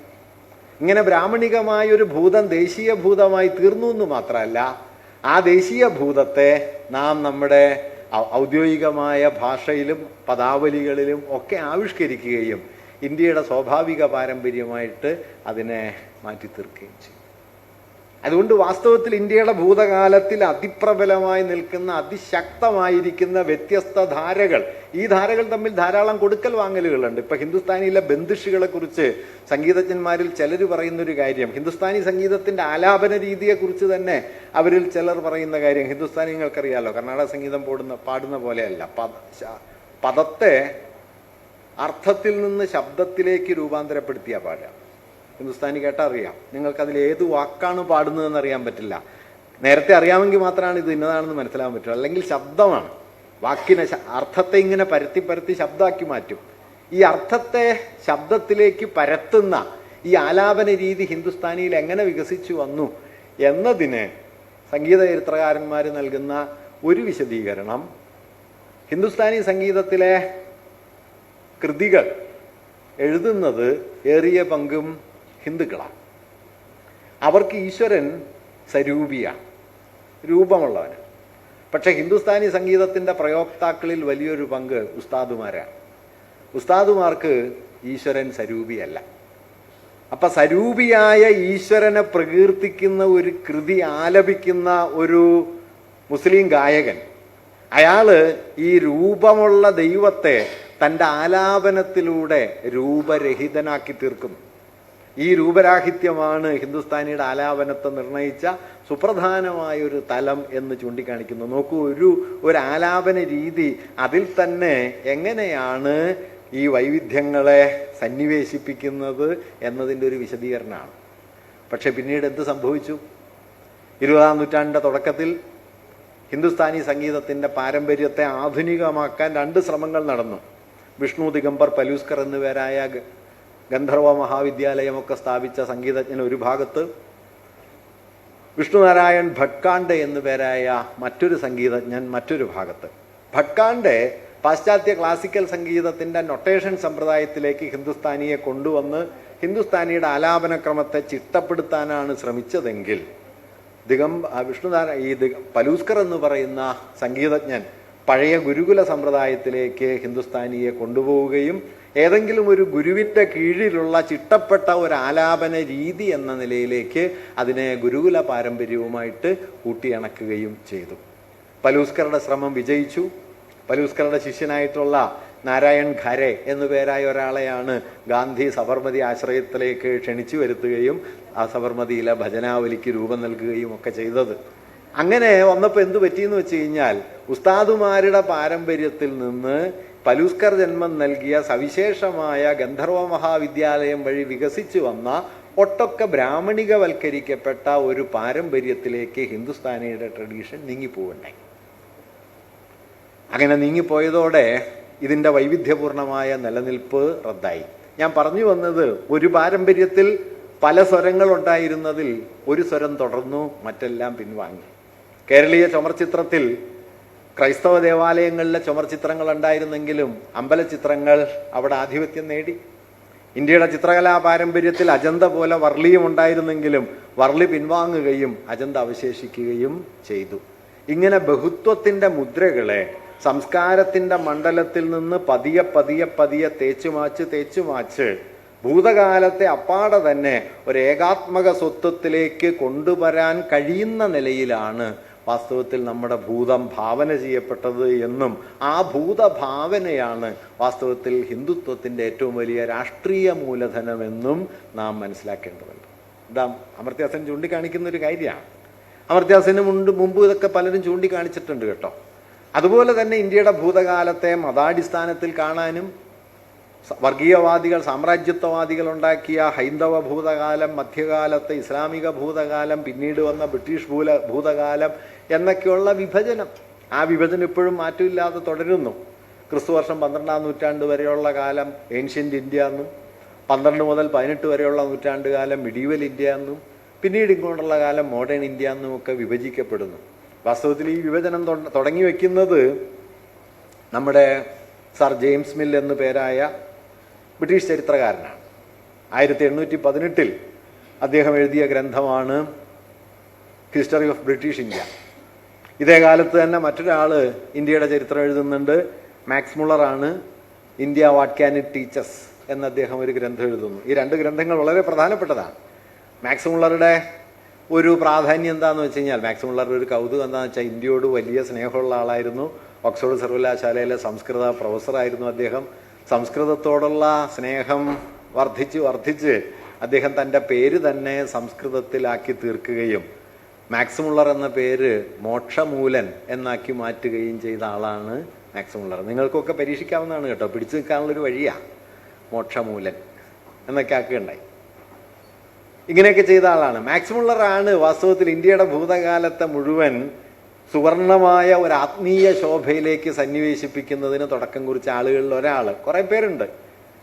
മറുഭാഗത്ത് ഇന്ത്യൻ ഭൂതകാലം മുഴുവൻ മതാത്മകമായ വിഭജനത്തിൻ്റെയും വർഗീയമായ ഏറ്റുമുട്ടലുകളുടേതുമാണ് എന്ന നിലയിലുള്ള ഒരു ധാരണ സാമ്രാജ്യ ചരിത്രകാരന്മാർ ഉണ്ടാക്കുകയുണ്ടായി. ഈ 2 ധാരണകളും തമ്മിൽ കലർന്ന് സുവർണമയമായ ഒരു ഭൂതകാല ഹൈന്ദവത ഇന്ത്യക്കുണ്ടെന്നും ആ സുവർണമയമായ ഭൂതകാല ഹൈന്ദവ പാരമ്പര്യത്തെ തകർത്തത് മധ്യകാല ഇസ്ലാമിക അധിനിവേശങ്ങളാണ് എന്നുമുള്ള യുക്തി പതിയെ 20-ാം നൂറ്റാണ്ടിൽ ദേശീയ പ്രസ്ഥാനത്തോടൊപ്പം ഉറക്കുകയുണ്ടായി. ഞാൻ ഒറ്റ ഉദാഹരണം പറയാം. ഇന്ത്യൻ ചരിത്രത്തിലെ ഏറ്റവും വലിയ വർഗീയ പ്രശ്നമായി പിന്നീട് മാറിത്തീർന്ന ഒന്നായിരുന്നു സോമനാഥം. ഗുജറാത്തിലെ സോമനാഥ ക്ഷേത്രം മുഹമ്മദ് ഗസ്നി ആക്രമിക്കുന്നു. മുഹമ്മദ് ഗസ്നി അത് തകർക്കുന്നു. അത് തകർത്തത് പുനരുദ്ധരിക്കുക എന്നത് ഇന്ത്യൻ മുസ്ലിങ്ങളുടെ ഉത്തരവാദിത്തമാണ് എന്ന് കരുതിയവരിൽ നമ്മളുടെ ആദ്യത്തെ രാഷ്ട്രപതിയായിരുന്ന രാജേന്ദ്ര പ്രസാദ് വരെയുണ്ട്. സോമനാഥത്തിൻ്റെ പുനഃസ്ഥാപനത്തിന് വേണ്ടി പണം പിരിക്കാൻ ഇറങ്ങാൻ വരെ ഈ രാജേന്ദ്ര പ്രസാദ് ഉണ്ടായിരുന്നു. അന്നത് തടഞ്ഞത് നെഹ്റുവാണ്. അങ്ങനെ ഒരു പ്രധാനമന്ത്രി നമുക്കുണ്ടായിരുന്നു. ഇതൊന്നും ഇപ്പം ആരും ഓർക്കില്ല. എസ് സുബ്ബലക്ഷ്മിയുടെ കച്ചേരി കഴിഞ്ഞപ്പോൾ നെഹ്റുവിനോട് പറഞ്ഞു, സുബ്ബലക്ഷ്മിയെ അഭിനന്ദിച്ചുകൊണ്ട് കുറച്ച് വാക്കുകൾ സംസാരിക്കും ഉപചാരത്തിന്. നെഹ്റു ഒരു വാക്യം മാത്രം പറഞ്ഞു, who am I mere only a prime minister to thank this queen of music എന്ന് പറഞ്ഞു. സംഗീതത്തിൻ്റെ ഈ മഹാരാജ്ഞിക്ക് നന്ദി പറയാൻ വെറുമൊരു പ്രധാനമന്ത്രിയായ ഞാൻ ആരാണ് എന്നൊരു വാക്യം. അതൊരു വലിയ വാക്യമാണ്. വെറുമൊരു പ്രധാനമന്ത്രി എന്ന് തന്നെക്കുറിച്ച് പറയാൻ കഴിയണമെങ്കിൽ പ്രധാനമന്ത്രി അല്ലെങ്കിലും ഞാൻ ബാക്കി ഉണ്ടാവുന്ന ആത്മവിശ്വാസം വേണം. അപ്പോഴേ ഈ വെറുമൊരു പ്രധാനമന്ത്രി ആവുള്ളൂ. നമ്മൾ അടുത്ത ദിവസങ്ങളിൽ ഒരു ട്രോഫി കൊടുക്കണ കാണുന്നുണ്ടായല്ലോ. ഓസ്ട്രേലിയ ജയിച്ചു കഴിഞ്ഞപ്പോൾ അതും ഇതും തമ്മിലുള്ള അകലമാണ്. നെഹ്റുവിൽ നിന്ന് ഇവിടേക്കുള്ള അകലം. മൃണാളിനി സാരാഭായി ഒരു കാലത്ത് ഇന്ത്യയുടെ സാംസ്കാരിക പ്രതീകമായിട്ട് ലോകം മുഴുവൻ അറിയപ്പെട്ടിരുന്നു. അവർ മരിച്ചപ്പോൾ ഇന്ത്യ ഗവൺമെൻറ് ഔപചാരികമായി ഒരു വാക്ക് പോലും പറയണ്ടായില്ല. ഒരു വാക്ക് പറയണ്ടായില്ല. വിഭജന സമയത്ത് ഉസ്താദ് ബഡേ ഗുലാം അലി ഖാൻ, അദ്ദേഹം ലാഹോറിലാണ്. മൂപ്പരാകെ സംഗീതത്തിലാണ്, വേറൊന്നും മൂപ്പർക്ക് അറിഞ്ഞൂടാ. വിഭജനം നടന്നതും പുള്ളി അറിഞ്ഞോളൂ. താൻ പാകിസ്ഥാനിലായിപ്പോയി എന്നും പുള്ളിക്ക് മനസ്സിലായില്ല. കുറേ കാലം കഴിഞ്ഞപ്പോഴാണ് താൻ ഇന്ത്യയിലല്ല എന്ന് അദ്ദേഹത്തിന് മനസ്സിലായത് തന്നെ. നെഹ്റുവിന് അദ്ദേഹത്തെ ഇന്ത്യയുടെ ഭാഗമായിട്ട് നിലനിർത്തണമെന്നുണ്ടായിരുന്നു. അതുകൊണ്ട് നെഹ്റു ബഡേ ഗുലാം അലി ഖാനെ ക്ഷണിച്ചു വരുത്തുകയും മലബാർ ഹിൽസിൽ അദ്ദേഹത്തിനൊരു വീട് സൗജന്യമായി കൊടുക്കുകയും അദ്ദേഹത്തെ ഇന്ത്യൻ സംഗീതത്തിൽ ഉറപ്പിച്ചു നിർത്തുകയും ചെയ്തു. ഈ ഉസ്താദ് ബഡേ ഗുലാം അലി ഖാൻ്റെ വലിയ ആരാധകനായിരുന്നു നമ്മുടെ ഗസൽ ഗായകനായ ഗുലാം അലി ഖാൻ്റെ പിതാവ്. ആ സ്നേഹം കൊണ്ടാണ് ഗുലാം അലി എന്ന് അയാൾക്ക് പേരിട്ടത്. അയാളാണ് ഈ ചുപ്കെ ചുപ്കെ റാദ്ദിൻ പാടിയത്. ആ ചുപ്കെ ചുപ്കെ റാദ്ദിൻ എഴുതിയതാകട്ടെ ഹസ്രത് മൊഹാനിയാണ്. മൊഹാനിയാണ് ഇൻകുലാബ് സിന്ദാബാദ് എന്നും വിളിച്ചത്. ഇങ്ങനെ ഒരുപാട് ചേർച്ചകൾ ഉണ്ട്. അപ്പോൾ ഞാൻ പറഞ്ഞു വന്നതെന്ന് വെച്ചാൽ ഈ വൈവിധ്യങ്ങളെ നമ്മൾ നമ്മുടെ ദേശീയ പാരമ്പര്യത്തിൻ്റെ ഭാഗമായി സങ്കല്പിച്ചോ. നോക്കൂ, ഹസ്രത്ത് മൊഹാനി എന്ന് എത്ര പേര് ഓർക്കും? നമ്മൾ എല്ലാ ദിവസവും വിളിക്കുന്ന മുദ്രാവാക്യമാണ്. ഈ ഹസ്രത്ത് മൊഹാനിയാണ് നമ്മുടെ പാർലമെന്ററി പ്രൊസീഡിങ്സ് കോൺസ്റ്റിറ്റ്യൂന്റ് അസംബ്ലിയിൽ നടക്കുന്ന സമയത്ത് Ambedkar India that is Bharat shall be A union of States എന്ന് പറഞ്ഞപ്പോൾ ബാക്കിയുള്ളവർ ഭാരത് എന്ന പേര് മാത്രം മാറ്റി പറഞ്ഞ സമയത്ത് യൂണിയൻ ഓഫ് സ്റ്റേറ്റ്സ് എന്നതിന് പകരം ഫെഡറേഷൻ ഓഫ് റിപ്പബ്ലിക്സ് എന്നത് മാറ്റണമെന്ന് ആവശ്യപ്പെടുന്നത് മൊഹാനിയാണ്. മൊഹാനി വെറുതെ പറഞ്ഞതല്ല. മൊഹാനി പറഞ്ഞു ദേശീയ പ്രസ്ഥാനം കേന്ദ്രീകൃത അധികാരമുള്ള ഒരു കേന്ദ്രത്തിന് വേണ്ടിയല്ല വാദിച്ചത്, അത് ഫെഡറലിസത്തിന് വേണ്ടിയാണ് വാദിച്ചത്. അതുകൊണ്ട് ഫെഡറേഷൻ ഓഫ് റിപ്പബ്ലിക്സ് എന്ന നിലയിലാണ് ഈ രാജ്യത്തിൻ്റെ പേര് വരേണ്ടത്, അല്ലാതെ നിങ്ങളിട്ട യൂണിയൻ ഓഫ് സ്റ്റേറ്റ്സ് അമിതാധികാരപരമാണ്, അത് ദേശീയ സ്വാതന്ത്ര്യം എന്ന സങ്കല്പത്തിനെതിരാണ് എന്ന് വലിയ ചർച്ച ഉയർത്തിയത് മൊഹാനിയാണ്. മൊഹാനിയുടെ വാദത്തോട് അംബേദ്കർ ദീർഘമായി പ്രതികരിക്കുന്നുണ്ട്. ഞാൻ പറഞ്ഞത് ഈ മൊഹാനിയെ ആരോർക്കുന്നു? ഇങ്ങനെ എത്രയോ മറവികൾക്ക് മുകളിലാണ് ഒരു രാജ്യം അതിൻ്റെ ഭൂതകാലത്തെ കൊണ്ടു നടക്കുന്നത് എന്നതിലാണ് വാസ്തവത്തിൽ നമ്മുടെ ഹിന്ദുത്വത്തിൻ്റെ വേരുകളുള്ളത്. അതുകൊണ്ട് സഹജമായ, ഞാൻ അതുകൊണ്ടാണ് തുടക്കത്തിൽ പറഞ്ഞത്, ഒരു യാഥാർത്ഥ്യത്തിൽ സഹജമായ വൈവിധ്യങ്ങൾ ഉണ്ട് എന്നിരിക്കെ, ബഹുത്വമുണ്ട് എന്നിരിക്കെ, ഭിന്നസ്വരങ്ങളിൽ സംസാരിക്കാൻ അതിന് കഴിയുമെന്നിരിക്കെ ആ ഭിന്നസ്വരങ്ങളെ അമർച്ച ചെയ്ത് അതിലൊന്നിനെ ഉയർത്തുകയും ഉയർന്നു വരാവുന്ന എല്ലാ സമാന്തരങ്ങളെയും പാർശ്വങ്ങളിലേക്ക് തള്ളിമാറ്റുകയും ചെയ്തുകൊണ്ടാണ് ഇന്ത്യ അതിൻ്റെ ഭൂതകാലത്തെയും ചരിത്രത്തെയും നിർമ്മിച്ചെടുത്തത്. ആ ഭൂതവും ചരിത്രവും കൊണ്ട് നടക്കുന്നതാകട്ടെ കേവലം വർഗീയവാദികൾ മാത്രമല്ല, മഹാഭൂരിപക്ഷം വരുന്ന ഇന്ത്യക്കാരും അങ്ങനെ തന്നെയാണ്. ഈ മഹാഭൂരിപക്ഷം വരുന്ന ഇന്ത്യക്കാരിൽ സന്നിഹിതമായിരിക്കുന്ന സന്നിവേശിപ്പിക്കപ്പെട്ട ഈ ഭൂതഭാവനയാണ് വാസ്തവത്തിൽ ഹിന്ദുത്വത്തിൻ്റെ രാഷ്ട്രീയ മൂലധനമായത് എന്നതുകൊണ്ടാണ് നിങ്ങൾ രാഷ്ട്രീയമായി എത്ര തോൽപ്പിച്ചാലും ഹിന്ദുത്വം പിന്നെയും ജയിക്കുന്നത്. ഒരുപക്ഷെ ഇത് തിരിച്ചറിഞ്ഞ ആഴത്തിൽ യുദ്ധം ചെയ്യാൻ പുറപ്പെട്ട ഒരാൾ ഗാന്ധിയായിരുന്നു. ഗാന്ധിയുടെ യുദ്ധതന്ത്രം ശരിയായിരുന്നോ? അദ്ദേഹം വിജയിച്ചില്ല എന്നുള്ളതിൽ സംശയമൊന്നുമില്ല. യുദ്ധതന്ത്രവും ശരിയായിരുന്നില്ല എന്ന് വേണമെങ്കിൽ പറയാം. പക്ഷെ യുദ്ധത്തിന് അദ്ദേഹം ഇറങ്ങിയിരുന്നു. ഖിലാഫത്തിനെ ദേശീയ പ്രസ്ഥാനത്തിൻ്റെ ഭാഗമാക്കിയത് അതിൻ്റെ വഴിയാണ്. ഹിന്ദുസ്ഥാനിയെ ദേശീയ ഭാഷയാക്കണം എന്നതിൻ്റെ വാദം അതായിരുന്നു. ഗോഡ്സെ ഗാന്ധിയെ കൊന്നതിന് ശേഷം ഷിംല കോടതിയിൽ നടത്തിയ പ്രസ്താവനയിൽ ഗാന്ധിയെ കൊല്ലുന്നതിൻ്റെ പിന്നിലെ പ്രേരണകളെ കുറിച്ച് പറയുമ്പോൾ രണ്ടാമത്തെ കാര്യമായി പറയുന്നത് ഹിന്ദുസ്ഥാനി എന്ന് പറയുന്ന തന്തയില്ലാത്ത ഭാഷയെ ഹിന്ദിക്ക് പകരം വയ്ക്കാൻ ശ്രമിച്ചു എന്നുള്ളതാണ്. മൂപ്പര വാക്കാണ് കേട്ടോ, ബാസ്റ്റാർഡ് ലാംഗ്വേജ് എന്നാണ് ആ സ്റ്റേറ്റ്മെൻറ്റിലുള്ളത്. സവർക്കർ എഴുതി കൊടുത്താണെന്നാണ് പൊതുവെ ആളുകൾ കരുതുന്നത്. ഈ ഗോഡ്സെക്ക് അങ്ങനെ ഇംഗ്ലീഷ് എന്ന് പറഞ്ഞുകൂടാ. ആ സ്റ്റേറ്റ്മെൻറ്റ് വായിച്ചു കഴിഞ്ഞാൽ ഒന്നാം തരം ഇംഗ്ലീഷാണ്. സവർക്കർ എഴുതി കൊടുത്തു എന്ന് ചിലരൊക്കെ കരുതുന്നുണ്ട്. സവർക്കറുടെ വലിയ ശിഷ്യനായിരുന്നു ഇയാൾ. ഗോപീഷ്ണം പറയും സവർക്കർ എന്ന കൈത്തോക്കിൽ നിന്ന് പുറപ്പെട്ട വെടിയുണ്ടയാണ് ഗോഡ്സെ എന്ന് പറയും. അതുകൊണ്ട് വെടിയുണ്ടയോട് യുദ്ധം ചെയ്തിട്ട് കാര്യമില്ല, ഈ തോക്ക് എവിടെ നിന്നുണ്ടായി. അപ്പം ഞാൻ പറഞ്ഞത് അതുകൊണ്ട് സവർക്കറാണ് വാസ്തവത്തിൽ ഇതിൻ്റെ ഐഡിയോളജിക്കൽ ഫ്രെയിം കൃത്യമായി ഡിഫൈൻ ചെയ്തത്. Hindutva is not a word, it is whole history. ഒരാകമാനമുള്ള ചരിത്രമാണ്. ഈ ആകമാനമുള്ള ചരിത്രത്തെ നമുക്ക് എങ്ങനെയാണ് അഴിക്കാൻ പറ്റുക?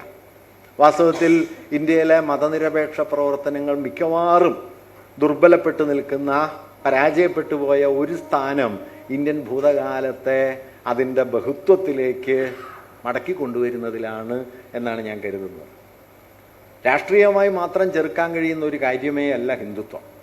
രാഷ്ട്രീയമായ ചെറുത്തുനിൽപ്പിനെയൊക്കെ ദുർബലപ്പെടുത്താൻ കഴിയുന്ന മട്ടിൽ ദേശീയ പാരമ്പര്യം എന്ന പരിവേഷത്തിനകത്ത് വൈവിധ്യങ്ങളെ തമസ്കരിക്കുന്ന, റദ്ദാക്കുന്ന, വിഴുങ്ങുന്ന ഒരു കേവല ഭൂതകാലം കൊണ്ടു നടക്കുന്നുണ്ട്. ആ കേവല ഭൂതകാലത്തോട് ഇടയാനുള്ള ശ്രമങ്ങളൊന്നും നമ്മുടെ ദേശീയതയുടെ ചരിത്രത്തിൽ കാര്യമായ വിജയം നേടുകയുണ്ടായില്ല. ടാഗോറാണ് അതിൽ വലിയ തോതിൽ ശ്രമിച്ച ഒരാൾ. അദ്ദേഹത്തിൻ്റെ വിശ്വഭാരതി, ഞാനൊരു കാര്യം കൂടി പറഞ്ഞ് അവസാനിപ്പിക്കാം. ടാഗോറിൻ്റെ 2 വിദ്യാകേന്ദ്രങ്ങളുണ്ടല്ലോ. ഒന്ന് ശാന്തിനികേതൻ. ശാന്തിനികേതൻ അദ്ദേഹം തുടങ്ങുന്നത് ബ്രഹ്മചര്യാശ്രമം എന്ന പേരിലാണ്. 1901 ഡിസംബർ 23 അത് ഉദ്ഘാടനം ചെയ്യപ്പെട്ടത്. 1921 ഡിസംബർ 23 കൃത്യം 20 കൊല്ലം കഴിയുമ്പോഴാണ് അദ്ദേഹം വിശ്വഭാരതി ആരംഭിക്കുന്നത്. വിശ്വഭാരതി ആരംഭിക്കുന്ന സമയത്ത് വിശ്വഭാരതിയുടെ ലക്ഷ്യവാചകമായിട്ട് ടാഗോർ സ്വീകരിച്ചത് അദ്ദേഹത്തിൻ്റെ വിശ്വഭാരതിയിലെയും ശാന്തിനികേതനത്തിലെയും സംസ്കൃത അധ്യാപകനായിരുന്ന വിധുശേഖർ ഭട്ടാചാര്യ നിർദ്ദേശിച്ചതനുസരിച്ച് യജുർവേദത്തിലെ ഒരു മന്ത്രഭാഗത്തെ അദ്ദേഹം സ്വീകരിക്കേണ്ടായി. എത്ര വിശ്വം ഭവത്യേകനീടം, ഈ ലോകം ഒരു കിളിക്കൂടായിത്തീരട്ടെ എന്ന്. വിധുശേഖർ ഭട്ടാചാര്യ ബ്രഹ്മചര്യാശ്രമത്തിൻ്റെ തുടക്കം മുതൽ അവിടെ ഉണ്ട്. ബ്രഹ്മചര്യാശ്രമത്തിൻ്റെ മോട്ടോ ഇതല്ല. 901 താൻ തുടങ്ങിയ വിദ്യാലയത്തിൽ നിന്ന് അതിനെക്കുറിച്ചുള്ള ശാന്തിനികേതന സങ്കല്പത്തിൽ നിന്ന് വിശ്വഭാരതിയിലെത്തുമ്പോൾ ടാഗോറിന് വലിയ മാറ്റം വരുന്നുണ്ട്. അപ്പോഴേക്കും അദ്ദേഹം അടിസ്ഥാനപരമായി സ്വദേശി, ദേശീയത എന്നീ ആശയങ്ങളുടെ വലിയ വിമർശകനായി കഴിഞ്ഞിരുന്നു. സ്വദേശി എന്ന സങ്കല്പം അടിസ്ഥാനപരമായി വളരെ വിഭാഗീയമാണെന്നും ആ വിഭാഗീയത ഈ രാജ്യത്തിൻ്റെ വൈവിധ്യങ്ങളെ ഉൾക്കൊള്ളുന്നതിൽ വലിയ തോതിൽ തടസ്സമായിരിക്കുമെന്നും ദേശീയ പ്രസ്ഥാനം കത്തിപ്പടർന്ന സമയത്ത് ഗാന്ധി അതുല്യമായ പ്രഭാവത്തോടെ നിലനിൽക്കുന്ന സമയത്ത് ഉറച്ചു നിന്ന് അതിനെതിര് പറഞ്ഞ ഒരാളായിരുന്നു ടാഗോർ. വിശ്വഭാരതിയുടെ ഒരു വലിയ പാരമ്പര്യം അതാണ്. അത് ദേശീയത എന്ന ആശയത്തോട് വിജ്ഞാന മേഖലയിലുണ്ടായ ലോകത്തിൻ്റെ തന്നെ ചരിത്രത്തിൽ ഏറ്റവും വലിയ എതിർത്തുനിൽപ്പാണ് വിശ്വഭാരതി എന്നാണ്. ടാഗോറിനോട് ഒരിക്കൽ ചോദിക്കുന്നുണ്ട്, ഈ മോട്ടോയൊക്കെ ഒരു സർവകലാശാലയ്ക്ക് ചേർന്നതാണോ?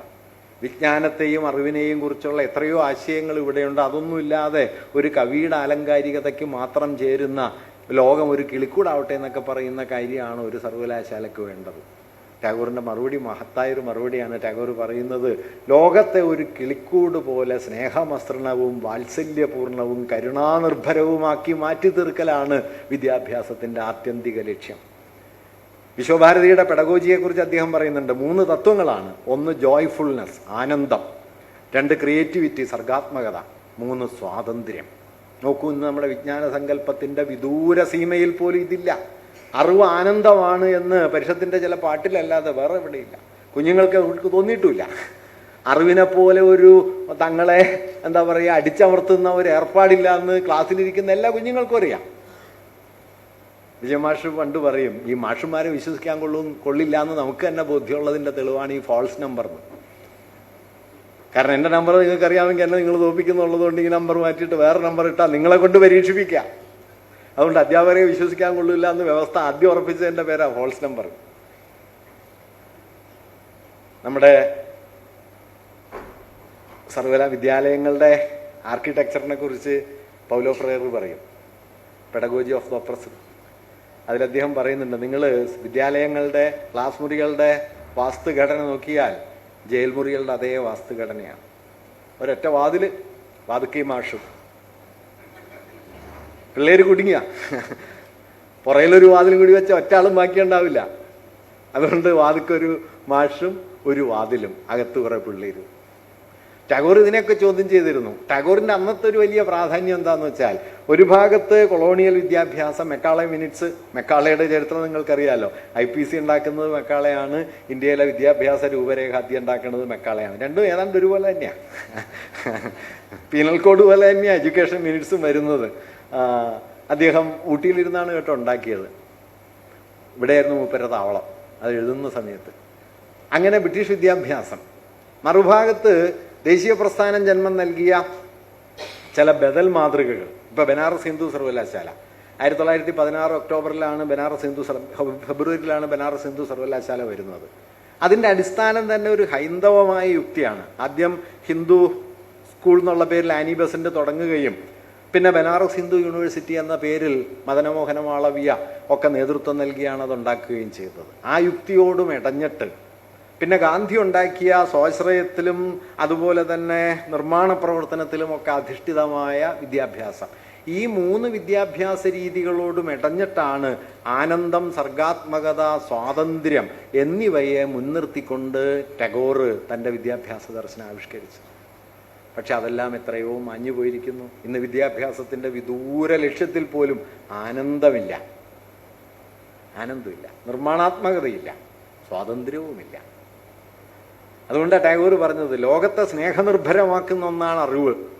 അതുകൊണ്ട് എത്ര വിശ്വം ഭവത്യേകനീടം. ഞാൻ പറഞ്ഞു വന്നത്, ഇങ്ങനെ വൈവിധ്യങ്ങളുടെ ഒരു സ്വരസമ്മേളനമായി, നാനാനാദം ഒരു ലോകമായി ഈ ലോകത്തെ രൂപാന്തരപ്പെടുത്തുക എന്ന വലിയ താല്പര്യത്തിൽ നിന്ന് അകന്നകന്നേ പോയ ഒരു ഭൂതകാല ഭാവന നമുക്ക് മുകളിൽ ഇത്രമേൽ ശക്തമായിരിക്കുന്ന ഒരു ഘട്ടത്തിൽ നിശ്ചയമായും ഹിന്ദുത്വം അതിനെ തങ്ങളുടെ രാഷ്ട്രീയ മൂലധനമാക്കി മാറ്റുന്നു. അതുകൊണ്ട് ഞാൻ പറഞ്ഞു നിർത്തുകയാണ്, ബഹുസ്വരത എന്നത് ഇന്ത്യയുടെ ഭൂതകാലത്തിൽ നാം കൃത്രിമമായി ആരോപിക്കേണ്ട ഒന്നല്ല, ഇന്ത്യയുടെ സഹജ പ്രകൃതമാണ്. ഇന്ത്യയുടെ എന്നല്ല, ലോകത്തെ ഏത് ജനതയുടെയും.